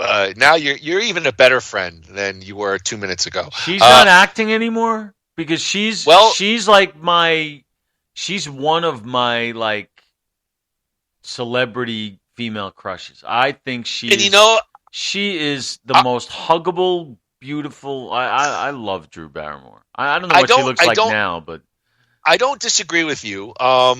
I feel like it's like her and like Kelly Clarkson has a midday talk show. It's like if you're B-level or your career is a little slow, Jennifer Hudson apparently has a talk. But Drew It's like, was let's A-level. Where did she go? When did she? Maybe this was a steady gig. You know, she is getting a little older. True. Well, listen to what she says. What does she say? She says that Adam Sandler is working on a screenplay for Happy Gilmore 2. Variety reports, Groo, that Adam Sandler may have written a first draft for Happy Gilmore 2. Drew Barrymore said on her show, quote, "I want it, I need it, and I stayed up last night with my daughter watching Billy Madison." Barrymore said in a clip released by the show, quote, "I sent Adam Sandler a video of that, and he sent me another video back, and I'm waiting to see if he's confirmed that that there is a Happy Gilmore 2 script." Barrymore and Sandler are good friends and have starred in 3 movies together: The Wedding Singer, 50 First Dates, and Blended. Barrymore also referenced a radio interview that Christopher McDonald, Shooter McGavin, did with the Ken Carman show in Cleveland when he broke the news about Happy Gilmore 2 script as well. Quoting Christopher McDonald, "I saw Adam about 2 weeks ago, and he says to me, 'McDonald, you're going to love this.' I said, 'What?' He says, 'How about that?' And he shows me a paper copy of Happy Gilmore 2. Groo, we know that Adam Sandler starred in the... Oh, no, I just fucking paged up. Excuse me. The 1996 cult favorite Happy Gilmore about an unsuccessful ice hockey player. Groo, you know the whole deal. Mm-hmm. Groo, are you down for a Happy Gilmore 2 sequel? Well, if I were to tell you, that would sort of give away my thoughts on the original. Then say. So, then save but what it, I will say is this. What I will say is this. I'm hoping that if this does happen, that in this one he beats the shit out of Drew Carey. That would be an inspired scene. Okay. What I don't get, and this is as far as I'll go, is to me the heart of Happy Gilmore is the relationship with Happy and Chubbs. So with Carl Weathers no longer with us, I don't really have a lot of interest. But that being said, let's see what I thought about the movie. Okay. Always interested to see Lego sequels. To see to see how they develop. Not necessarily to go see them, but to see how they develop and to see if they become something worth seeing. Okay, so you're making my point yet again, which is I'm not so thrilled about legacy sequels because they're usually hot steaming piles of dog shit. But here, for some reason, I'm strangely intrigued about Happy Gilmore 2 because I will not give away my review of the movie, but it's certainly kitschy enough that. And I get it what you're saying about his relationship with Chubbs, but it's such a unique character, and I'm curious Adam Sandler's take on it. But there's enough there that actually, a lot of times, Groo will say to me, "Well, they're going to do a Running Man 3," and I'm going to be like, "Oh yeah." But this one, I'm like, I won't bag on it yet. I'm intrigued. How about that? Okay, me too. And if you want some more inspired casting, if Happy needs another mentor, Dolph Lundgren. Okay, fine. Talk about stunt casting or Mr. T. Like that. Do a little crossover. I think they're going to do Michael B. Jordan. There you go. Even better. Yeah, there you go. All right. All right, Groo, let's get to it. I got a little bit here, so just forgive the length, but Groo, an Atlanta casting company that provides background extras for Sylvester Stallone's series Tulsa King, has left the production amid allegations that Stallone and a series director disparaged some of the actors. Roselock Casting of Atlanta, which was hired to find actors over 18 for the Paramount Plus series, now shooting its second season, quit the production after working conditions on the set were discussed on a private Facebook page for Atlanta background actors. You imagine the minutia of Facebook that they have a private Facebook page for Atlanta background actors. Actually, I'm not surprised. It's a big industry. Most major cities have, you got to go like if you're filming a movie or a TV show, you need to fill the background with people who look like actual people. The streets are not empty when people are walking down, and It's these companies that supply you. You tell them, you give them all the information about the time period, the thing, and it's their job to hire and send you and furnish you with a certain amount of extras that are background players. So it's actually a pretty big industry. I did not know that. Okay. Well, look, Groo, amongst the allegations on this Facebook page was that Stallone and one of the show's unnamed directors called some of the extras ugly, tub of lard, and a fat guy with a cane. It also alleged that Stallone suggested that production bring in pretty young girls to be around me, which I find to be a little bit more damaging than the all fat stuff. Rose Lock Casting put a official statement on on their webpage saying, "We have chosen to part ways with Tulsa King. We will be finishing up next week, and the 12th will be our last day. We send well wishes to whomever takes over the show. We thank all of you great background artists for your continued support." In a separate post, Locke urged her clients to get in touch if they heard or experienced anything on the show's alleged toxic set. Both Stallone reps and reps from Tulsa King deny the charges, stating that Stallone's own wife, Jennifer Flavin, was on set with Sly on the day in question. That could be a buffer or not. Groo, thoughts? Well, I think we spoke about this. No, we have not. We have not. Okay, I'm have wrong. not. I spoke about it with somebody. Maybe it was my brother. So here's what I think is. To me, I think this is a nothing burger. Because I have some experience with this.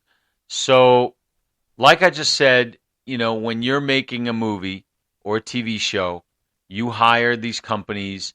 You have to have people who look like they're the people of this thing are supposed to look, okay? Because the devil is in the details. So this is what I am picturing what they're considering to be a toxic set. Sylvester Stallone, who no matter what set he walks on, whether he's the director or the writer or the producer or he's just an actor, he's still going to be creatively involved. So he's probably saying that the character of Dwight Manfredi, okay, I think that's his last name, right? Manfredi. Yes. Yeah.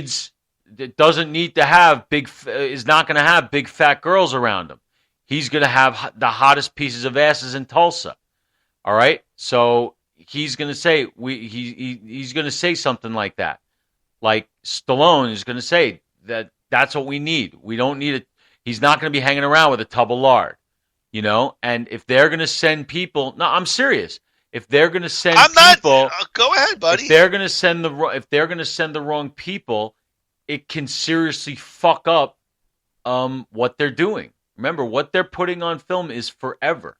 So it's like, and the most famous example of this is that Braveheart, even though it's been, one of the most famous movies ever and it won Best Picture and everything, there's a scene in there where it's blatant that a lot of these, whatever century it took place in extras, you can see them clearly wearing like Nikes. And, and it's just mistakes like that you don't want to make if you can catch them beforehand. So I have seen people come onto sets and say, no, all of these extras are wrong.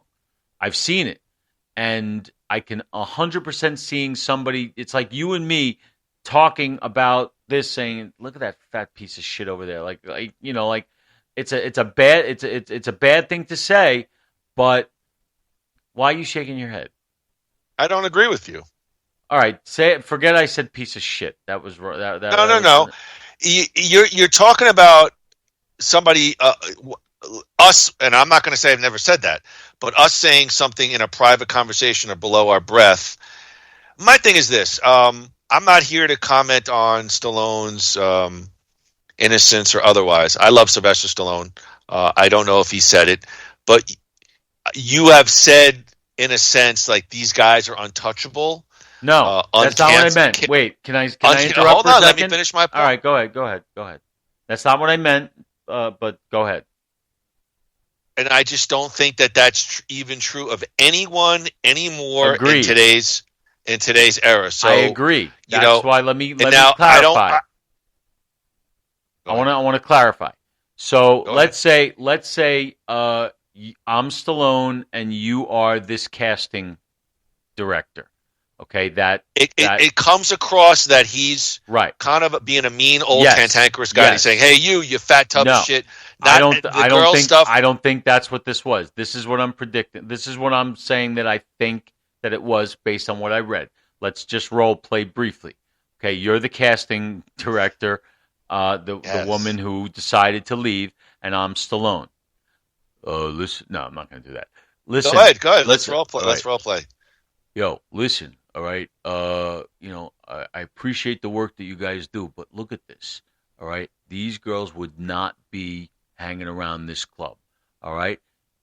These guys would not be hanging around with a tub of lard or a fat guy with a cane or thing like that. Like that's not what this show is. All right. Excuse me. Go ahead. Excuse me, Sylvester. What did you say?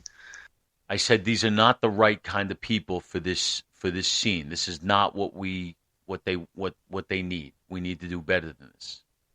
Sylvester, what do you need and what do you want? I need hot girls hanging around him because that's who I am. I'm a guy. Sylvester, I've given you, these women are beautiful. They are fully qualified for this scene. We're ready to go. We're waiting on you. Nobody's saying they're not, but they're not right for this scene, and we need better people. And cut. That has been role play. So that's kind of what I think happened here, and she has every right, especially like you said in this day and age, to say, you know what, I'm not going to have you talking about my people that way. We are walking. So I'm not going to say that she did the wrong thing. I'm just going to say the way it's written, I don't think is the way it happened because it's pretty much disappeared. They're back on set filming. So I agree. And I was going to say to you, obviously, I think he is going to skirt away free. And I'm not saying he doesn't deserve to be. But if he did something really bad, he wouldn't have. My whole point is, I guess, and maybe it has nothing to do with this, is I don't believe anyone is free from any slings and arrows anymore. And his people, whether it's Stallone to some young kid, they got to coach them and make sure at all times they're on their P's and Q's, because one little slip up, even innocent, could fucking ruin it. And this was bad judgment. It was bad judgment on his part, but it wasn't like, I don't think it was the personal thing that everybody was making it out to be. Otherwise, he'd be in more trouble. That's my point. Okay. All right, Groo, let's move on. Former Howard Stern show writer Elisa Jordan was arrested last Monday after physically assaulting a man believed to be her boyfriend during a live stream. During the incident, which was shared on Jordana's YouTube channel Monday, she and fellow YouTuber Ziscoro were riding in a car when she started punching him while confronting him about his alleged cheating. A woman named Sarah, who allegedly received thousands of dollars from Ziscoro, then called into the live stream, and the former Cobra Starship musician threatened to leak her nudes and a phone number. I guess Elisa Jordana was part of the band Cobra Starship, I think, if I'm reading this correctly. Evidently. So this guy Ziscoro tried to speak directly to Sarah. Jordana punched him in the arm and shoulder. After he said, "Sarah, I'm sorry about this," Jordana smacked him in the face with an open palm and told him, "Don't fucking talk. She just almost broke my nose," Ziscoro said. Ziscoro forced Jordana out of the car. She ran toward a vehicle that stopped to help her on the highway. Once he got out of the driver's seat of the car, he abruptly ended the live stream titled "Not Doing Good." Jordana Groo was subsequently arrested Monday by the Palm Beach County Sheriff's Office on a battery charge for the incident. According to Jordana's LinkedIn profile, in addition to being a comedy writer and radio personality, she works as the host of the web series Kermit and Friends. She's also made appearances on Jimmy Kimmel Live, MTV, VH1, Sharknado, and Fox News. Jordana was previously engaged to comedian Andy Dick, so who knows there. Groo, a quick clip of all fun. It's on the Alicia Giordano page, third column in violence. Could you please cue it up? Yes, I have it right here. Here we go. For some reason, I can't share it with you, but I'm watching. Oh, really? Oh my gosh! I don't know what I don't. I watched it. No, I can't. It's not here. It's like not showing up. I see it on my screen, but I'm trying to share it with you. What production values? Yeah. Oh, there you go. See it? You see it? Oh, all right, beautiful. Here we go. Oh no, I see that you're sharing your screen, but there's nothing on your screen. Literally nothing?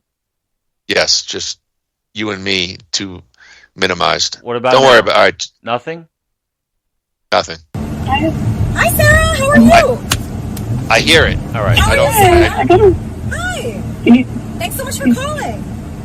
Can you hear me? Yes, I can hear you great. Thank you so much. Thank you for calling. Hey, sweet. So what's going on from my side? I have all your nudes. I'm gonna text them to you so you can see what Bahram Alipur is sending of women. Pull over, dumb. No, please don't. All right, I'll stop. Okay, I'll stop. Pull over. Okay, I will. Pull over, dumb. Okay. Lord. What happened here? It's weird. Like you don't see, like you see them. You see her on the phone or driving, saying something, and then cut, and then you just see he's got her in like a headlock. Yeah, but she smacked him around really good. Again, I'm not defending him, but the only thing that's interesting was, I don't know if you remember Alicia Giordano. She got introduced to the Stern Show as Benji's girlfriend. Yeah, I remember her. Elisa. And, I remember. Yes, I remember. Yeah. Yeah. Just, I mean, I guess it's kind of sad to see. So fucking stupid. Like, I mean, I don't know. Just see it. Just such trash. Like people who would act like that, and people who would spend time with people. I don't know. I'm gonna get off my high horse. I'm a lowlife. Well, Groo, this might bring you down even more. Oh, great. Groo, the Juice O.J. Simpson, who became one of the most infamous figures in U.S. history, really, during his murder trial in the 90s, has died after a cancer battle. The former NFL star died Wednesday. That's terrible. That's all. Stop that, guy. Those people were laughing. They were laughing. I think that's terrible. We don't ever wish death on anyone. Well, he died last Wednesday in Vegas. He was 76. And look, don't need to go over the whole backstory with OJ. Well, since you intervened, you caught me off guard. So, Groo, I'll just go with it. Groo, O.J. Simpson, dead at the age of 76. Any thoughts? Oh, wah! I don't know. Okay, let's move on. No, seriously, am I supposed to be? I don't know. What do you say? It's I wouldn't call it a tragedy. He's a human tragedy. That's for damn sure. If you've seen the documentary OJ Made in America, I think it was part of the 30 for 30 series. You see what an absolute piece of dog shit this guy was. So look, you don't wish death on anybody. I'll feel for his family. I'll say that. But other than that, I believe he killed 2 people. And I can't feel bad for O.J. Simpson. All right, we'll leave it at that. What about you? My thoughts. Oh, come on. Wait a minute. When I think of I'll give you. When I think of OJ, I think of that iconic first night where they cut into the NBA series because the Knicks had finally made it to the championship against the Rockets, and they had like the Knick game, and then they had like the small screen with the Bronco. And then, of course, I'll remember the night, the afternoon of the verdict. I was in my first year of teaching, and everybody had the everybody had the court decision on in their classroom, and probably shouldn't have. I don't even know if the principal told us no or yes. And to be frank, I remember for the first time, all the black kids cheered, all the white kids looked confused, and probably the very beginnings of identity politics as we see it today. And that's what I think about with O.J. Simpson. I agree with all your other commentary. I do believe he killed two people, and that part will never leave my opinion of him. And that's my thoughts on the death of O.J. No, touche. Okay, Groo. My last point. Billy Joel screwed Billy Joel. During a televised Billy Joel concert last Sunday, Groo, enraged fans slammed CBS for cutting it off in the middle of one of the hitmaker's most popular songs. And Andrew and I were live texting during the show. CBS was broadcasting the 100th concert of Billy's residency at Madison Square Garden. It was delayed due to the network's coverage of the Masters Golf Tournament, which caused the snafu later. Toward the end of the show, as Joel, 74 years old, performed his 1973 hit Piano Man, with the MSG audience singing along, viewers in many cities saw their screens cut to black, followed by local news. Hey, at CBS, what the F is this? You cut off at Billy Joel during Piano Man of all songs and didn't come back to it? Now we wonder why network TV is a mess? Luckily, that was, I guess, off Instagram. Luckily, Grew, the entire concert special is streaming on Paramount Plus, which I did watch. Paramount Plus did offer a free 7-day trial for new users, so you'll be able to watch Piano Man in full, plus the rest of the special whenever you want. A viewer marveled, CBS is promoting the Billy Joel concert special every 2 minutes for weeks. So what's a better way to air it than to preempt it for a half an hour and then cut him off mid-Piano Man? Come on, guys. CBS responded with the statement, quote, a network programming timing error ended last night's Billy Joel special approximately 2 minutes early in the Eastern and Central time zones. We apologize to Mr. Joel, his fans, our affiliated stations, and our audience whose viewing experience was interrupted during the last song. Due to the overwhelming demand from his legion of fans, of course, then they promoted again. Billy Joel, the 100th live at Madison Square Garden, will be rebroadcast in its entirety on CBS on April 19th at 9 p.m. Eastern. Groo, I just want some honesty. Wouldn't that be something to get honesty? It's such a lonely word. This is a fascinating story to me. Number one, the only thing that pissed me off about the thing is that, they only really showed half the concert. But that's, we knew that going. Yeah, okay. we expected that. The cutoff of Piano Man obviously doesn't really bother guys like you and me, because we were probably done with the concert at that point anyway, I would think. What do I do? Huge deal to me. However, it seems like a small thing, but it's not. You don't do that. You broadcast. You can't kill Billy Joel. Correct. That's what I'm saying. You can't. That's what I'm saying. I'm saying to someone like me, didn't bother me personally, but at the same time, you're promoting this thing. You're promoting the hell out of it. You don't fuck that up. And here was what the fuck up was. It wasn't the news. That's common. The news waits for nobody. That's the biggest money maker. No, wait a second. Hear me out. I've seen this. I've seen it. The news waits for literally nobody. Not even the President of the United States, no matter what. Where they screwed up was they should never have decided to air it after a live event that could go long. They should have aired it on a night where they had concrete programming, so this wouldn't screw up and it wouldn't throw off the timing. That's what threw it off. It was the Masters, wasn't the news. Understood. So and at that point, the only decision that they should have made was to cut out one commercial and have to give up that money because they fucked up. So they should have just said, you know what? We got to cut out, Bounty. All right? Give them back their, $750,000. That's what they should have done. They didn't. They gambled. They lost. So they probably won because by re-airing it, they probably got a lot more advertising dollars.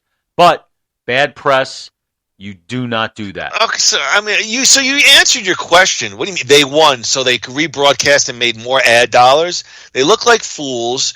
You don't cut Billy. You don't. I agree. Now I'm taking the floor now. Take it. I don't care if there was the news. You don't cut Billy Joel in the middle of Piano Man.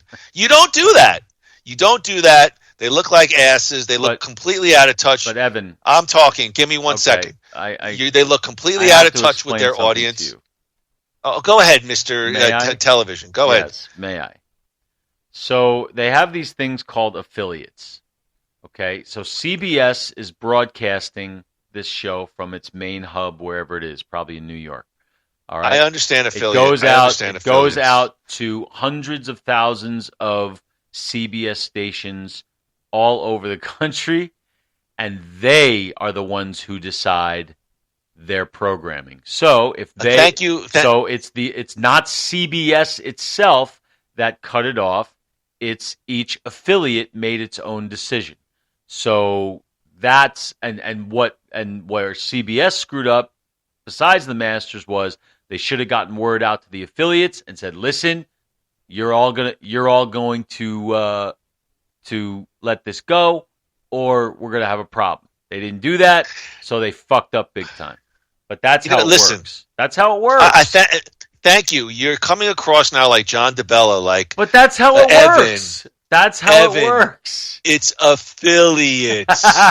He's an act. I'm a show. Wasn't it the opposite? I understand. Whatever it is. I understand affiliates. I'm just giving you a gut emotional take that you don't cut Billy Joel. You could say whatever you want. We goof on Billy all the time. You don't cut the show at Piano Man. It's blasphemy.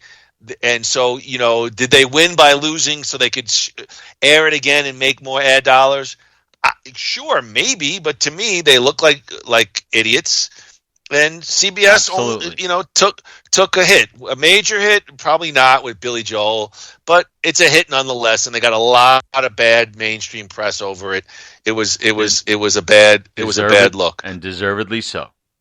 And I'll say this, for the actual special, because I watched it on Paramount, I really super enjoyed it. So did I. I thought it great camera work. Great camera work. Billy finally put production money into it.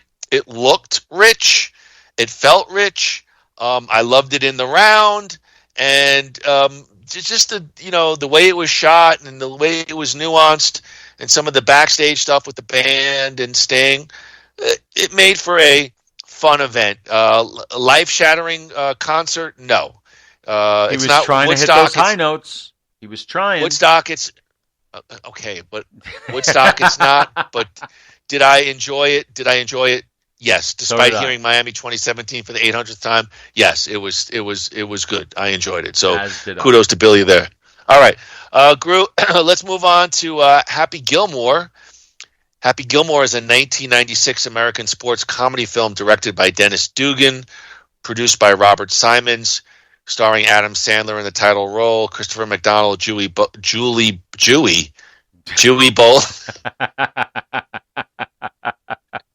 Well, we don't want to say that these days. Julie Bowen. What, you go to Harvard? What's wrong with you? No, there's some Columbia protesters banging on my door right now. It's Arizona. What are you guys doing over? Oh, there's a satellite campus? Nice. Oh, go fuck yourself. Sorry. I got 2 dogs. Oh, they're golden doodles. Oh, they won't do anything.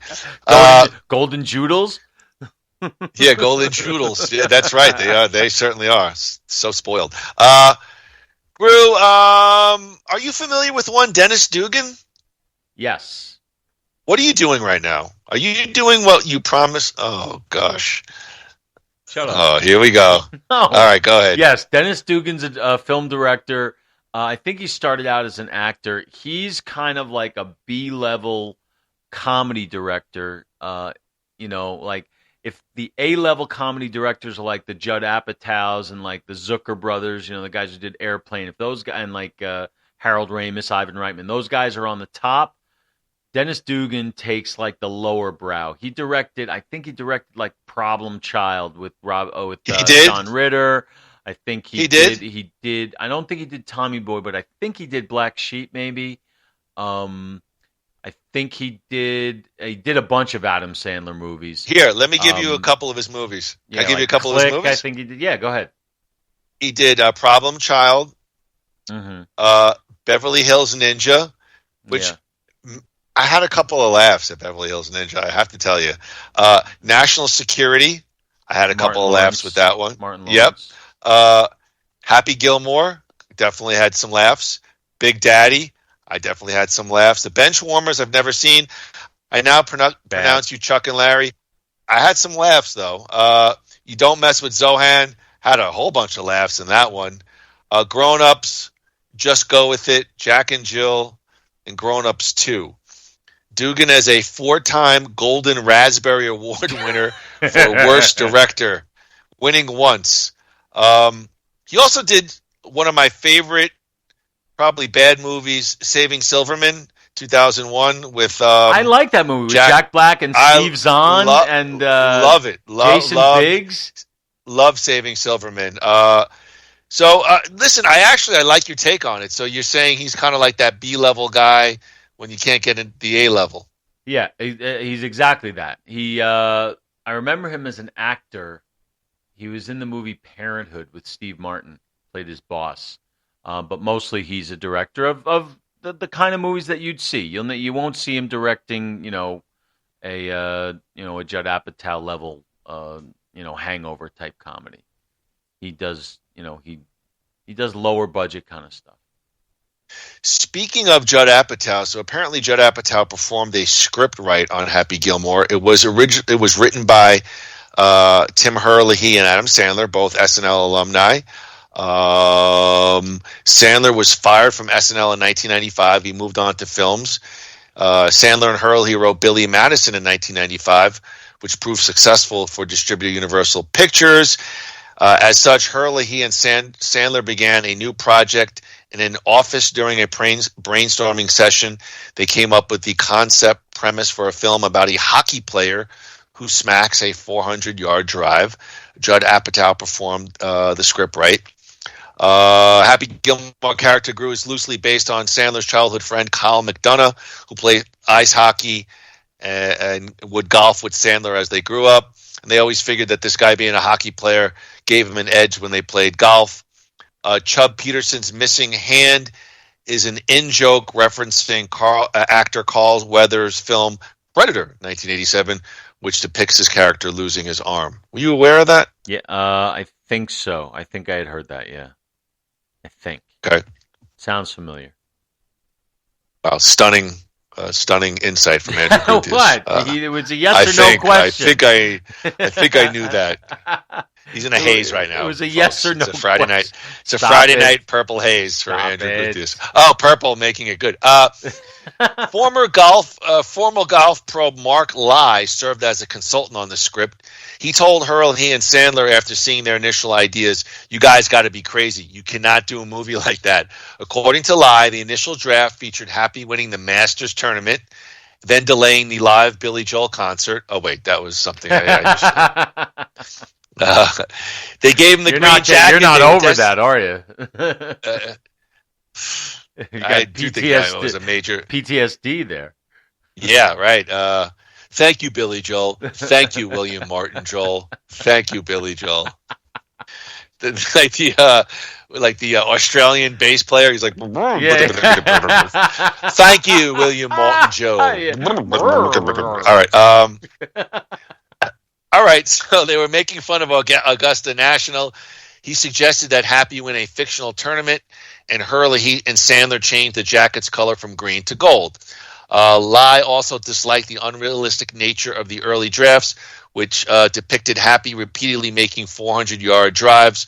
So he took the crew to a PGA Tour event so they could understand the atmosphere of golf. All right, maybe so.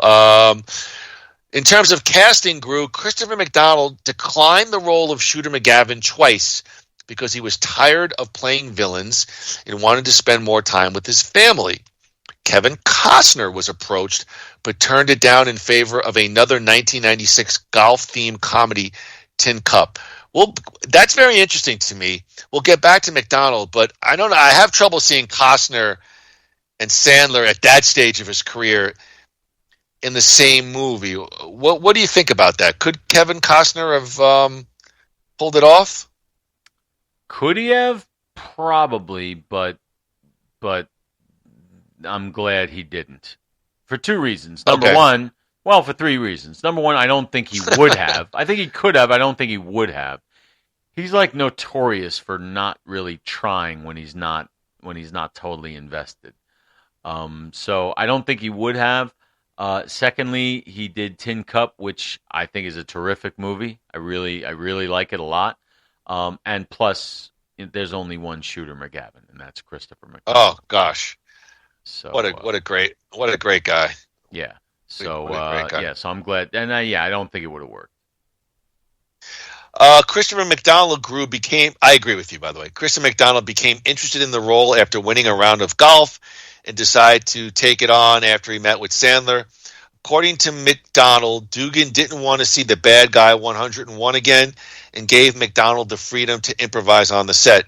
So one may assume that that's important to an actor, Groo, that to give them that room to kind of improvise and make the role their own?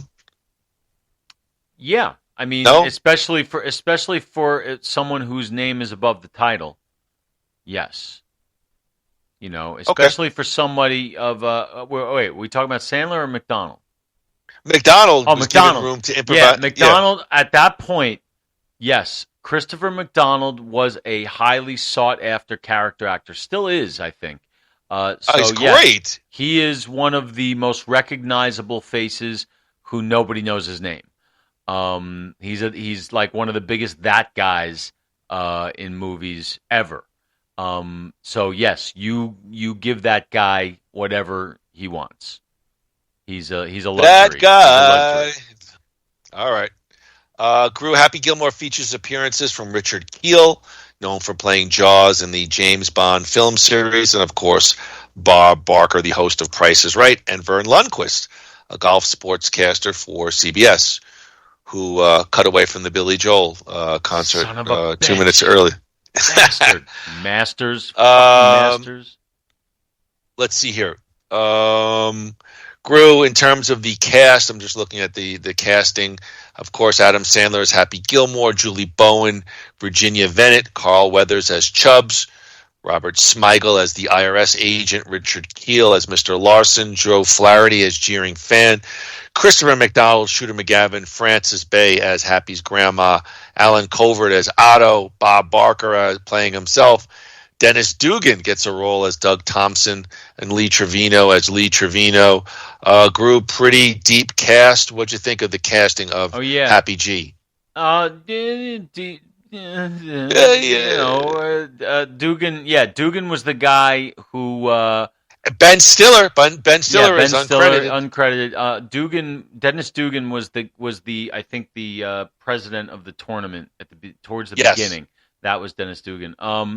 Yeah, I mean, a lot of recognizable faces. The woman who played his grandma was in a million movies.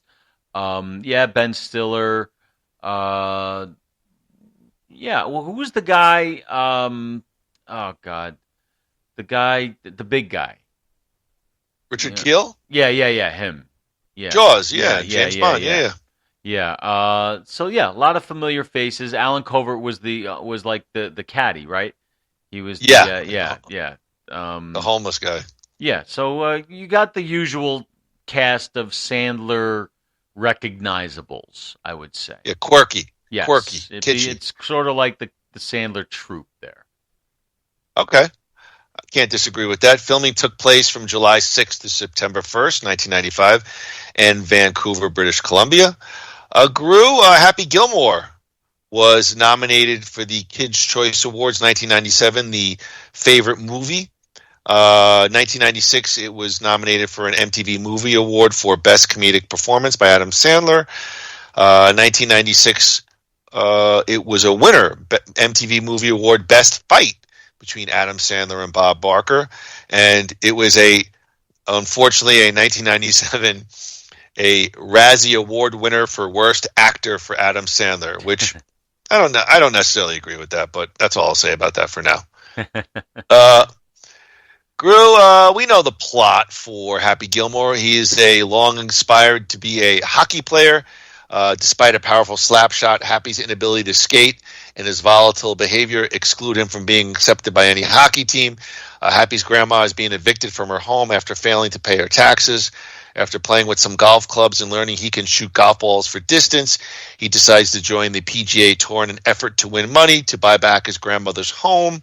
Happy's bad boy image attracts a loyal following, but attracts the attention of Shooter McGavin, the favorite to win the PGA Tour, who is worried that Happy's rise to stardom will undermine his shot to win. Groo, the tagline for the movie is, "He doesn't play golf, he destroys it." Happy Gilmore was rated PG-13 for language and some comic sexuality.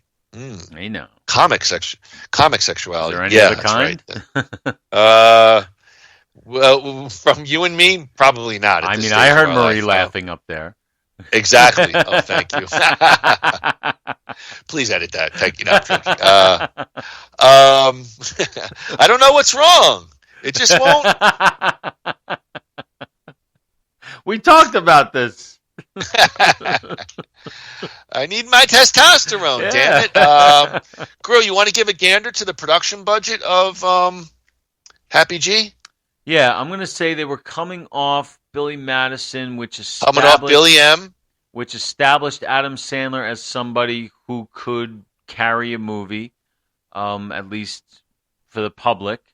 So I'm going to say they probably spent about $25 million on this movie.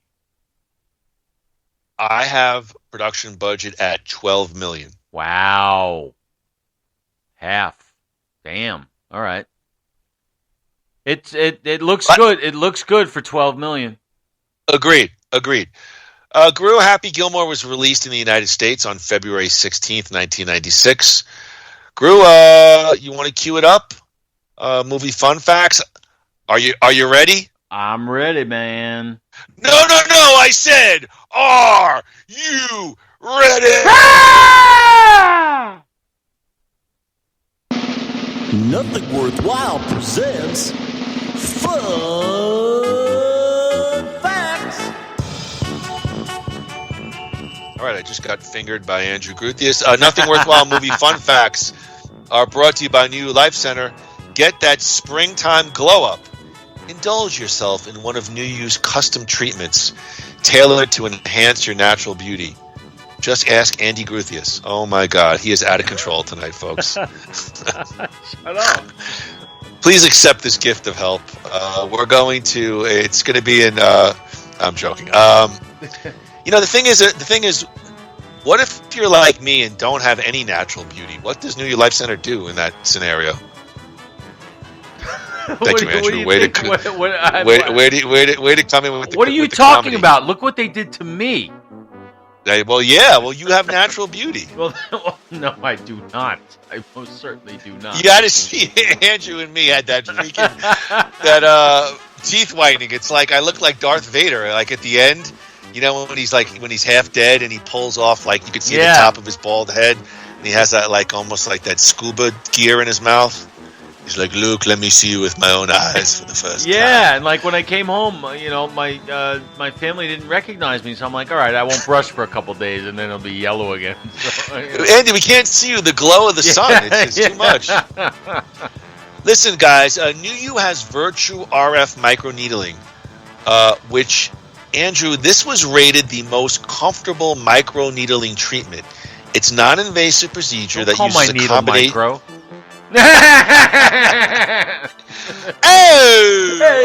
It uses a combination of radio frequency and microneedling to visibly improve your skin. What the hell are you waiting for? Call Marie Moody and the team at 602-274-0068. Tell them that you live in India and you listen to Nothing Worthwhile with Moody and Groo, and you'll receive your tremendous 15% off your first service. New U Life Center. Let's start the new you. All right, Groo, movie fun facts. When Dennis Duggan told Bob Barker that a stunt double would be used in this fight scene, Barker insisted on doing his own son, saying, "Wait a minute, I know how to fight." So you're saying that fight scene happened because Barker said, "Let's do it." I think so. It sounds like it. So then, what would the scene have been otherwise? Just maybe two stunt doubles? Oh, you mean so this fight was written, but Barker said, "No, I want to do it." I think so. It sounds like it. Yeah, well, all right. There were definitely times when it's an obvious stunt double. Of course. But I mean, but that's cool. Hey, yeah. I love it when guys like that are game for I thought Bob Barker could throw a good punch. Absolutely. Apparently, he sold it well. Apparently, I think he trained with Chuck Norris, not for this movie, but had done maybe personal, trained with Chuck Norris in the martial arts. He definitely sold it. Groo, during scenes involving Richard Kiel, Mr. Larson, he had to stand still or lean on items. In one scene, it's a fence. In another scene, it's another actor. This was due to a severe automobile accident he had in 1992, where he suffered head trauma, losing his ability to balance without aid. Sounds like a touch of the old vertigo for Mr. Kiel. Yeah, I mean, you could tell that he was not like normal. He's not well. Not well. Yeah. I don't know if he's still alive. Probably not. Because of Bob Barker's cameo, ratings for The Price is Right rose considerably amongst college-age viewers. Do you believe that? Yes. That was in IMDb. I do. Okay. I believe that. I absolutely believe that, yeah. Here we go. Bob Barker studied Tang Soo Do for decades under Chuck Norris and his brother Aaron Norris. Wow. Tang Soo Do sounds like a mix you put to water, like a Kool-Aid, like Tang. Yeah, that's exactly what it sounds like. But what are you drinking? Tang Soo Do. Yeah. Oh yeah. Oh yeah. Groo, Ben Stiller took an uncredited role as the nursing home orderly. He's never called by his name. However, his name tag says Hal L. I thought he was absolutely great in this uncredited cameo. Ben Stiller, he's great in this role. Okay. No? I didn't. I mean, you want me to review the movie now? I mean, no, but I'm asking you just about Ben Stiller. I thought Ben Stiller was really fun in his role. Yes, he was. Okay. Yes. All right. Well, all right. Save it for the end there. But he was. He was good. To help, you can have a warm glass of Shut the Hell Up. To help promote the movie, Adam Sandler made a cameo appearance on The Price is Right. It's episode 24.98, 1996, during the Showcase Showdown. The clip of Sandler fighting host Bob Barker was shown to the studio audience. I wasn't aware of it, and that sounds very cool to me. What happened? Oh my God! No, you're not gonna. You're gonna laugh. What happened? A second. You shut off your phone, didn't you? I did. Marie texted me. She's like, "Are you guys podcasting?" Oh yeah. So hold on. Let me just see if it. Let me just make sure there's no emergency. So hold on. So she's you have a podcast? I say yes. Okay, LOL. Thank you. Please tell him I've been blowing up his phone. She says, "Sorry, guys." So it doesn't. Tell her I'm sorry, and I'll call her as soon as I'm done. Okay. So hold on. So what? I love you. Re-ask the question. That you asked me. Well, given this circumstance, I will be much kinder. I thought we were having an issue with Andrew, that management. No, I was just saying. I thought that was pretty cool that Sandler did a cameo on The Price is Right to promote. I do. Yes, I do. I actually remember that. Yes, I do. Did you see it? I didn't see it like live. I mean, I would hope I was busy doing something else at whenever that show was on. But I saw it. I saw footage of it. Okay. Yes. All right. There you could see. It's on. I think it's on YouTube. I remember seeing it. Yeah. It was cute. It was fun. According to Adam Sandler, Christopher McDonald had difficulty believing Shooter would be afraid of fighting Happy due to the size advantage. McDonald is 6'3", while Sandler is 5'10". They debated for a while until Sandler convinced McDonald that Shooter was afraid of Happy's violent temper. Of course. And 6'3", 5'10", while that's a height advantage, it's not like an overwhelming height advantage. I mean, I could still give a 5'10" guy a shot of beating up a 6'3" dude. Yeah, right. I mean, yeah, exactly. I don't quite know what the issue was there. I mean, people fight Tom Cruise in movies all the time. He's like 5'5". So true. It's true. He's pretty short. So the NHL shop has sold hockey stick putters for many years. As I said earlier, Bob Barker, Adam Sandler, was the very first winner of the MTV Movie Award for Best Fight, beating out John Travolta and Christian Slater for Broken Arrow, Pierce Brosnan and Famke Janssen for GoldenEye, and Jackie Chan for Rumble in the Bronx, all 1995-1996 movies. I love Rumble in the Bronx. I saw that in the theater. Did I? I saw it in the theater. I didn't see it in the theater, but I've seen it on streaming. Yeah, I love Rumble in the Bronx. Should be Rumble in Toronto. Is that what it was? It's one of my favorite, like, so obviously not New York movies. Like, there's some, it's just fun to watch some that say that they're in New York, but it's so obvious that they're not, and that's one of the best. Rumble in Toronto, yeah. Great line. At many points in the film, Chubbs can be seen wearing Lacoste clothing, obviously as a link to the fact that he lost his hand to an alligator. I did not notice that or know that. Let's see here. Okay, who really cares? In an interview with Vulture, Christopher McDonald stated that he attempted to work with Adam Sandler in other films following Happy Gilmore by auditioning for roles in his films, but always ended up not getting the role. According to Christopher, Adam's response is always the same, which is, "Dude, you'll always be Shooter." What do you think about that? I can see how Sandler might think that. But Christopher McDonald is such a good actor, and he's done such a wide array of roles. Usually a villain or, an unethical guy, but you rarely ever see him play, a lead good guy. But he can disappear into any role. He's one of the best character actors out there. So I don't think Sandler gives him enough credit. Okay. Yeah, that's my take on that. Around 30 minutes of the film were cut in order to obtain a PG-13 rating. That's disappointing. Yeah, that's interesting to me, actually, because I'd like to see the rated R. Yeah, so would I. They do it with everything else. Might as well do it with that. Here's something I find interesting: the role of Hal, the nursing home orderly, was originally written for Rob Schneider. Rob declined the role and suggested to Adam that he hire more real actors to fill out his movies instead of friends. Interesting. You want to know something funny? I agree with Rob Schneider on very little, but I agree with him on that one. Oh, here we go. Okay. No, I actually agree with him. You know what? I've criticized Sandler for that in the past. He puts his buddies in the movies and they extract some legitimacy out of them.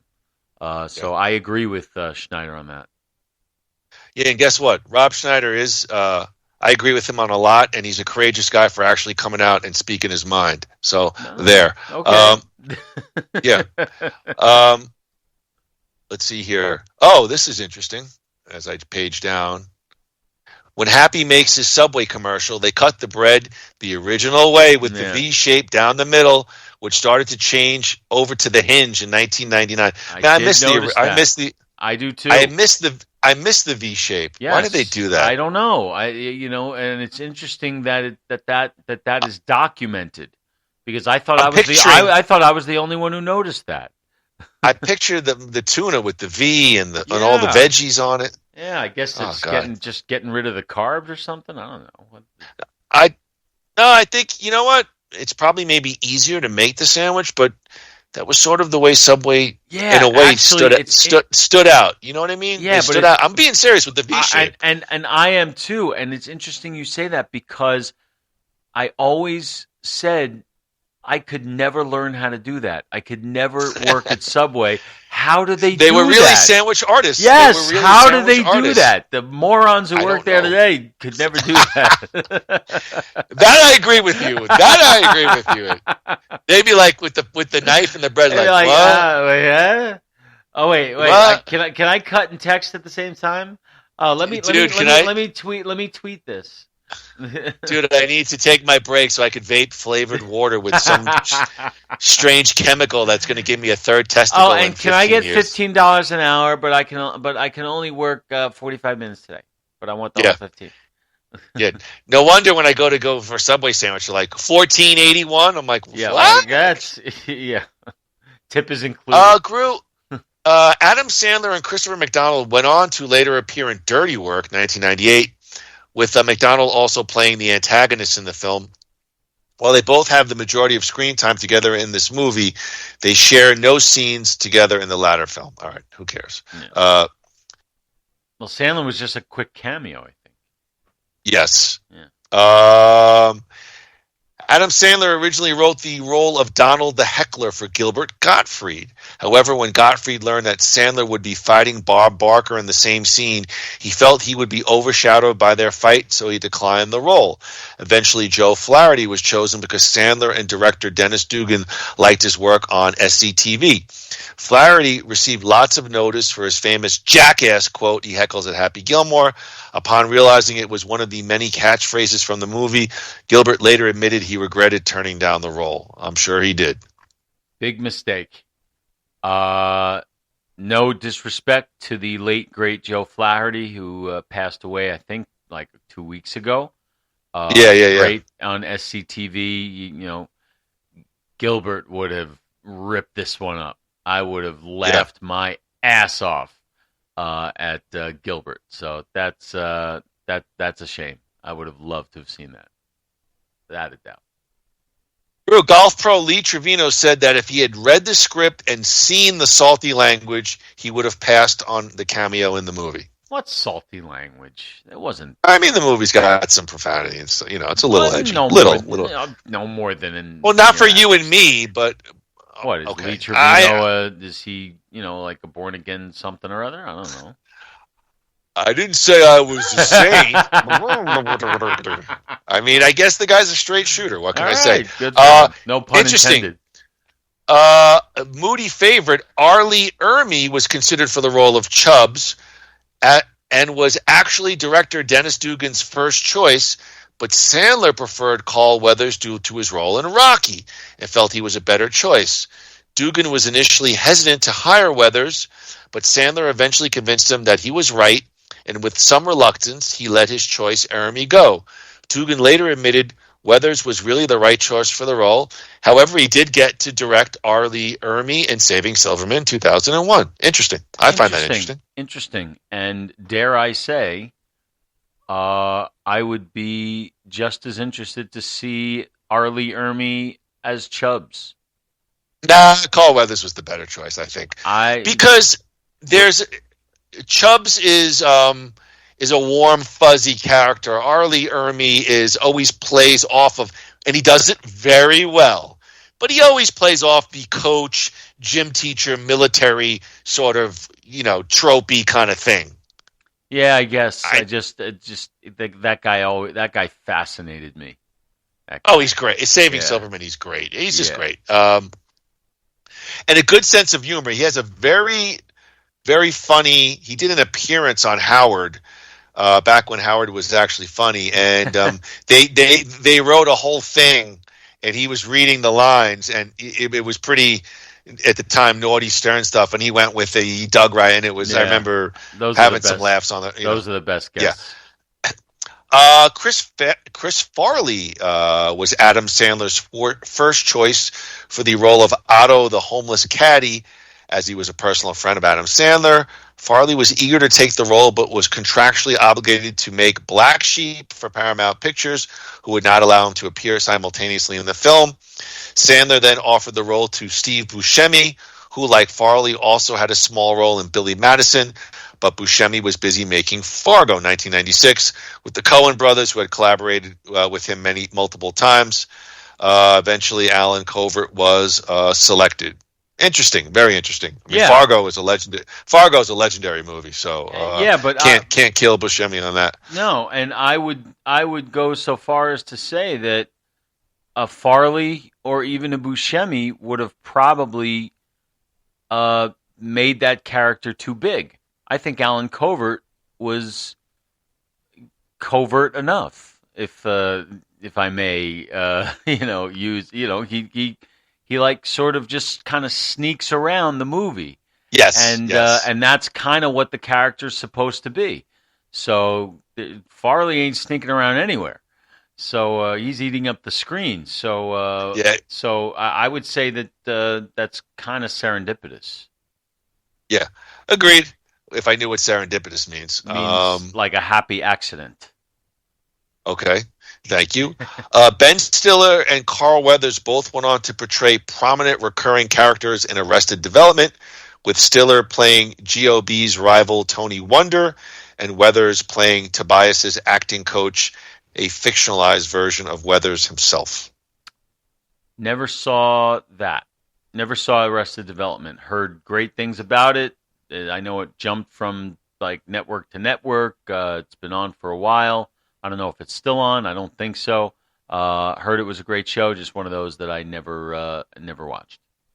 Yeah, never stuck with it, but what I watched, I did have some laughs. Groo, Adam Sandler, Ben Stiller, Alan Covert, and Joe Flaherty all appeared on the sitcom The King of Queens, 1998. Sandler's appearance was uncredited. Stiller's appearance was uncredited on the sitcom as well as in the film. Covert played two different characters on the sitcom. Flaherty had a recurring role in the sitcom as the priest, Father McAndrew. The King of Queens was one of the last network shows that I watched religiously. Love The King of Queens. That's what I'll say about that. I really enjoy. Every King of Queens episode I've seen is funny. I've probably only seen about 10 of them, but such a great show. I know it's good. It's just I'll catch on to it, just the way I caught on to like Big Bang Theory after the fact, and Everybody's Loves Raymond after the fact. Like same family of sitcoms to me. Yeah, loved Everyone Loves Raymond, but I was more a King of Queens guy. Grew interesting. Steve Guttenberg was briefly considered for the role of Shooter McGavin, but he agreed to do It Takes Two in 1995 at about the exact same time, so he turned down the role. Oh, Steve! I could see Guttenberg doing this, but I'm glad it was Christopher McDonald. But Guttenberg could have pulled it off, huh? What a fuck up on his part! Oh my God, Steve, that could have reinvented that son of a bitch. You know what It Takes Two is? It's like a Isn't it like a family movie? It's like a Olsen twins thing. You know, probably paid a lot more than this one, maybe, I don't know, but for him to take a villain role and to be able to chew the scenery a little bit, that could have reinvented, but his career stayed exactly where it was, did another few family movies, and then just kind of disappeared. And which is a bummer, because he was the guy in the 80s. And this could have totally reinvented himself, but he screwed that one up, in my opinion. And I would be very interested to see a Steve Guttenberg put his spin on Shooter McGavin. I'm not going to say I'm disappointed, because Christopher McDonald's great, but poor Steve. Drew, David Hasselhoff is mentioned twice by Shooter McGavin in this film. Adam Sandler would later star in Click 2006 with David Hasselhoff, who plays his boss. Nah, he's always an easy mark. He was in that other one. What was that? Click? Yeah, that well, he was in Click. Yeah, Hasselhoff was. Yeah. He's one of Sandler's go-to cameo guys. I'm just trying to see if there's any others left. A lot of fun facts. Yeah. This movie, An Employee of the Month, 2006, featured one of the actors singing the song Kiss You All Over by Exile, 1978. It's also featured in Man on the Moon, 1999. I don't know if you've seen Employee of the Month. It's a good, a good bad comedy starring that comedian that everybody hates. Isn't he the guy from Grandma's Boy? Jackknife.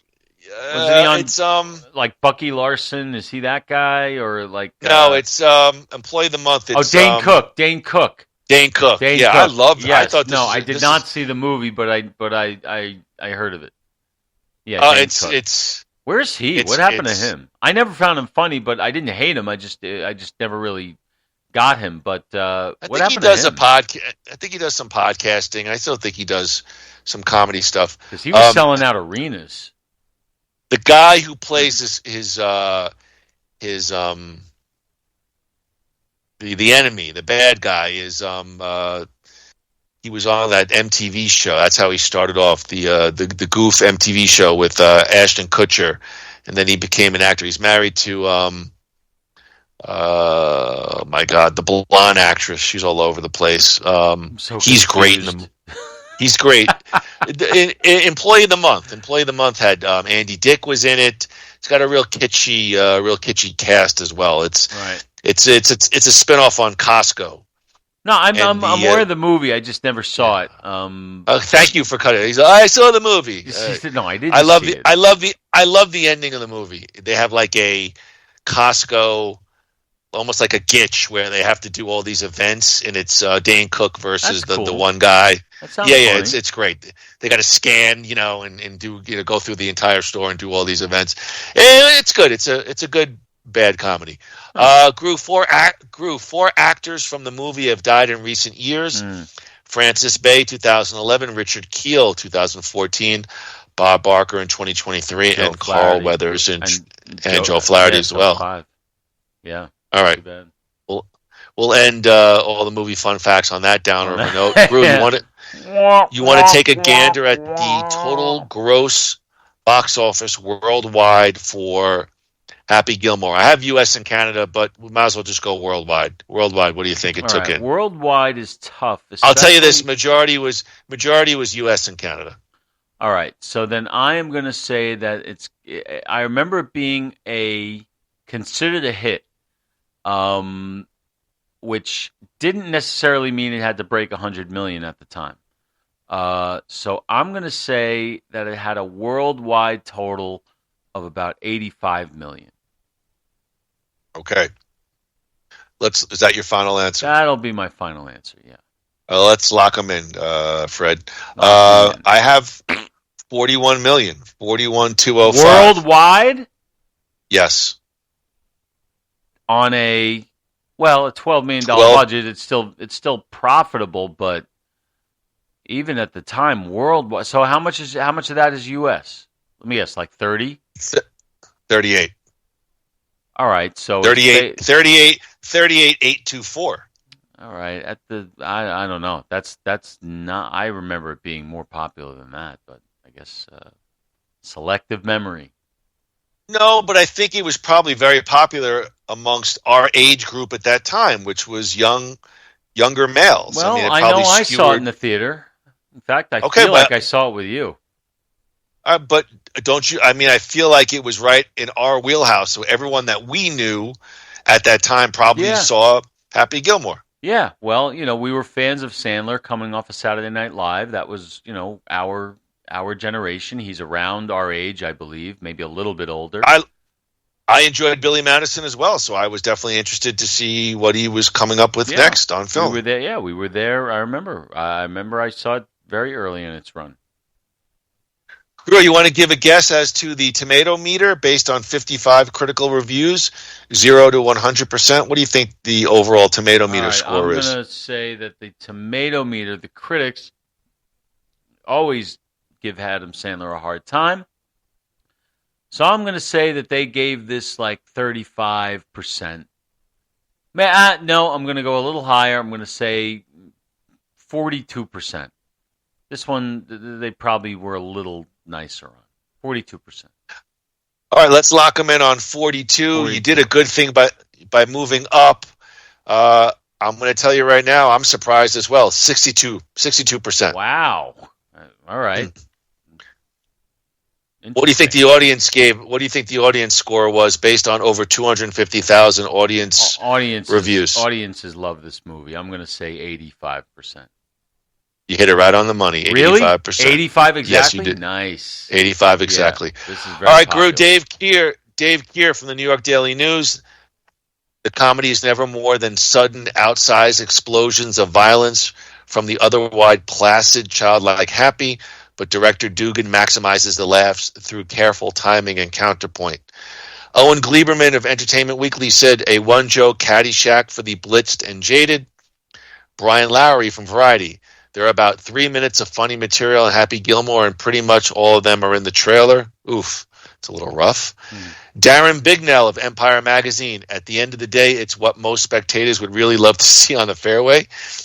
Time Out, superior disposable comedy, and Edward Guthman of the San Francisco Chronicle says, it may smell awful from a distance, especially if you have low tolerance for lowbrow humor, but up close, this yarn about an unlikely golf star is fairly painless. Groo, we'll toss it to you on the nothing worthwhile meter. The scale, we're going to give it a scale of 0 to 4 hockey sticks. What do you give Adam Sandler and Carl Weathers in Happy Gilmore? All right, so I have a little bit of a conflict because I saw it in the theater, and when I saw it in the theater, I liked it. Wasn't one of my favorite Adam Sandler movies. I think I covered that in our Adam Sandler podcast. I don't remember where it was on that list, but a rewatch really made me angry. I really disliked this movie. For the same reason that I disliked most of Adam. I'm going to tell you why. Okay? Because now, watching it, looking back, this is the movie that became the Adam Sandler template, and it's taking great premises and doing lowest common denominator movie making, trying to just squeeze laughs out of ridiculous, mundane situations when you have a premise that's funny enough that you can run on and play it straight like the best comedies do. But Sandler, he's always winking at the camera, and the movie he did after this was The Wedding Singer, and I was very hopeful that he was going in that direction. He really, to me, with The Wedding Singer, moved in a different direction, and I really had high hopes for him. But then right on the heels of The Wedding Singer came what I consider to be the sister sequel to Happy Gilmore, and that's The Waterboy. And since then, it's been the same thing over and over again. Plus, this movie was made better the same year or the year after maybe, is called Kingpin. It's the same movie.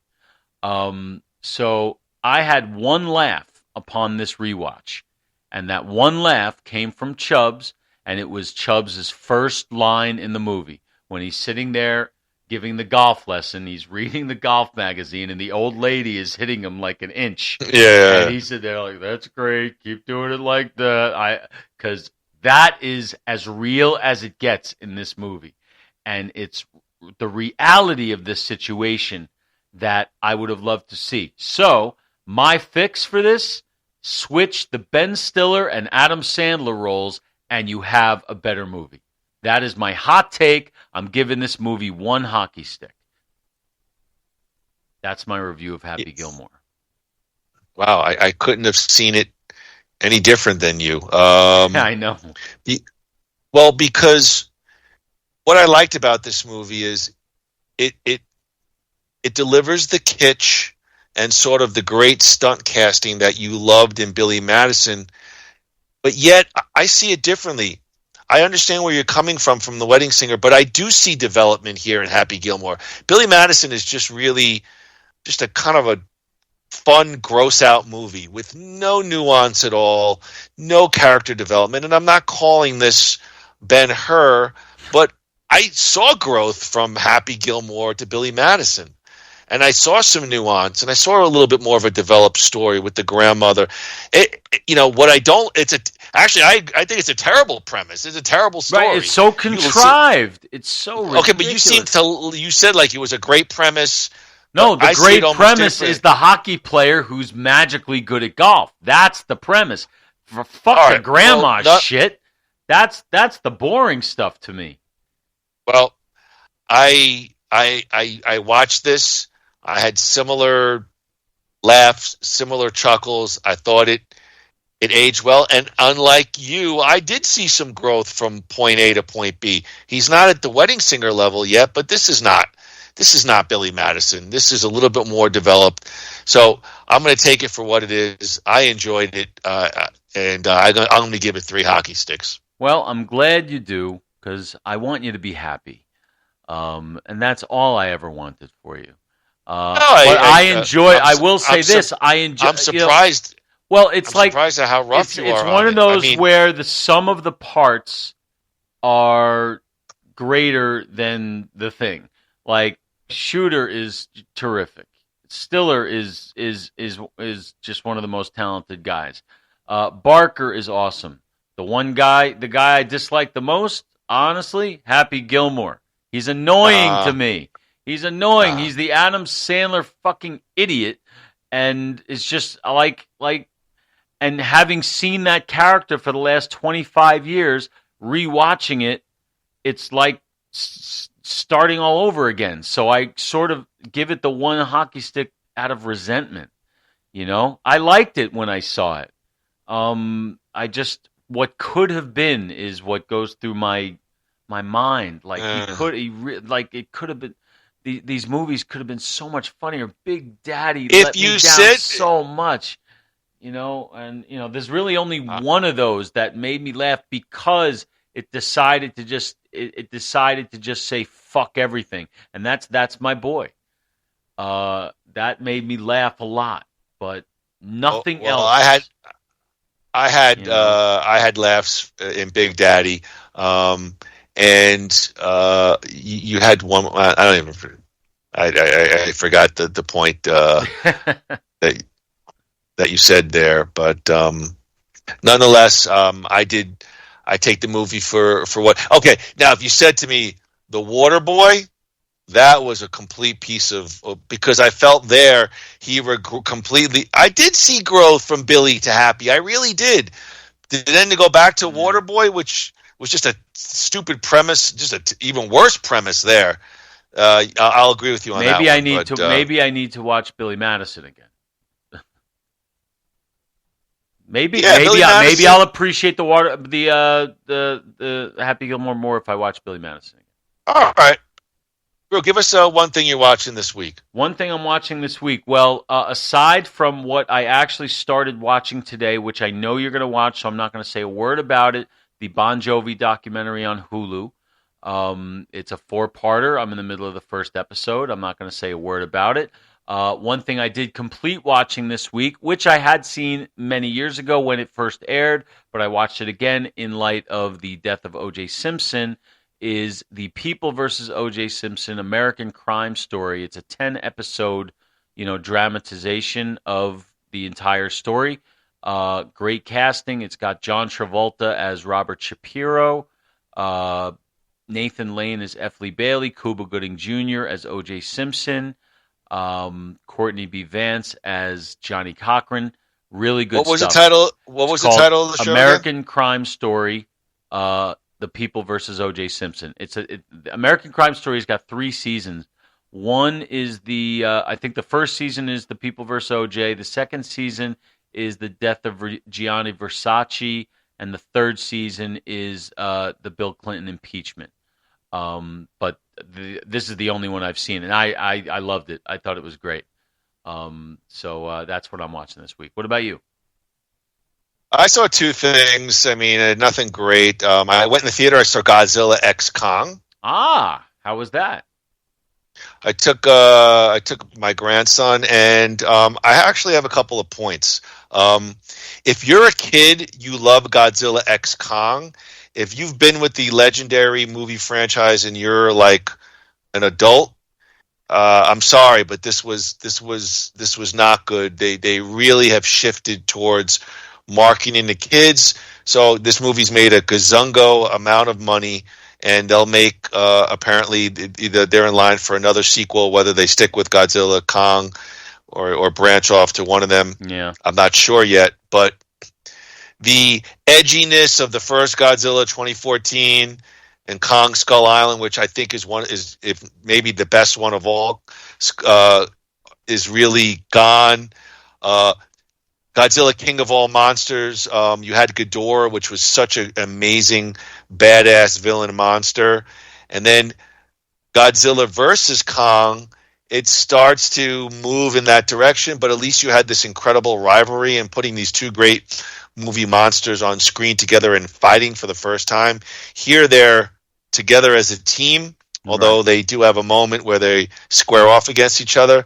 But it's part of the problem for me is, and you watched a little bit of this, was Apple TV did the legendary Monarch Legacy of Monsters with Kurt Russell, and it was a very smart television series on Apple TV. They didn't have enough of the monsters. They were only on a couple of times, but you did get some Godzilla and did get some cool stuff. And it was well done with a lot of Easter eggs. And then here they go Godzilla X Kong. It's just a mess of a movie and a really hard storyline to follow. And her grandson loved it because it's monsters and building crashes and explosions. And we all love that. It's about the kids, Evan. Well, we all love that stuff anyway. I want to see that in a monster movie too, but I wanted a little bit of a smarter story. So you're that curmudgeon who takes the kid to the movies, and the kids is sitting there like, "Yeah, this is great." You're like, "No, this sucks. Shut up." I wasn't. No, it sucks. Shut up. But I was like, "Yay, this is great. I'm glad you had a great time, Lane." And I was like, I'm so glad it's over. Yeah. Can I have some more cookie dough bites? Come on, let's go. And the only other thing I'll say I just watched this on Netflix, and I am somewhat a fan of theirs, and I didn't know a lot about it, but a very interesting story, and it is music. It's called TLC Forever. It's a documentary about the girl hip-hop R&B group TLC. I remember that. Left Eye Low. Go chasing waterfalls. And they talk about a lot of their Easter eggs in movies. I'm sorry, let Andrew. You imagine if he was talking about American Crime Story, and I started singing, oh Jay, and he'd be like a Moody. No, I was about to sing a song that we're not allowed to sing. I see. Yeah, right. You know what I'm Robin, I have this. Anyway. No, it was the old McDonald one I was going to do. Well, I don't know that one. Oh, yeah. Yes, you do. Yes, you do. I do know that one. Yeah. Anyway, well, I'm trying to be serious about this, and now I'm all gooped up. No, it just it was very interesting. Those girls came up the streets of Atlanta. Their background with Babyface, L.A. Reid Records, and the original. There was the original three was not the same that was in TLC. One girl got kicked out, and of course Lisa Left Eye Lopez was killed in a car accident in Honduras. And I didn't really know a lot about them, and they're still performing today. And again, we're rock guys, but I do enjoy music and I do enjoy documentaries. And if you want to see the ups and downs of and they were massively big in the in the late 90s, early 2000s. So TLC Forever, it's on Netflix. Yeah, check it out. I remember. I will, and I also want to watch that Milli Vanilli thing that you told me about. I got to watch that. Really good, really good too. Where is really that? Good Where too. do I find that? I feel like that was on Prime. Okay, if it's out there, I'll find it. I have everything. All right, Groo. For our next episode, we're going to go to Van Dammit, and it's finally here. We've been putting it off for weeks. We're going to go way back to the Jean Claude Van Damme filmography, and yet we're going to go with Chuck Norris in 1984's Missing in Action. We know that Jean Claude was credited as a stuntman for the movie. This was, of course, before Jean Claude broke through with Bloodsport and all those great movies. All that plus, we're going to invite him on the show. He says he will accept, and we'll see if we can finish our story. We're going to have the Van Dammit State of the Union address with the last of the Action Heroes Podcast Network CEO, Ryan Triple H Rebalkin. Like the WWE, there could be blood, Andrew, Van Dammit State of the Union, and missing in action. Are we Nick Aldis and Adam Pearce, and is he Tony Khan? What's going on here?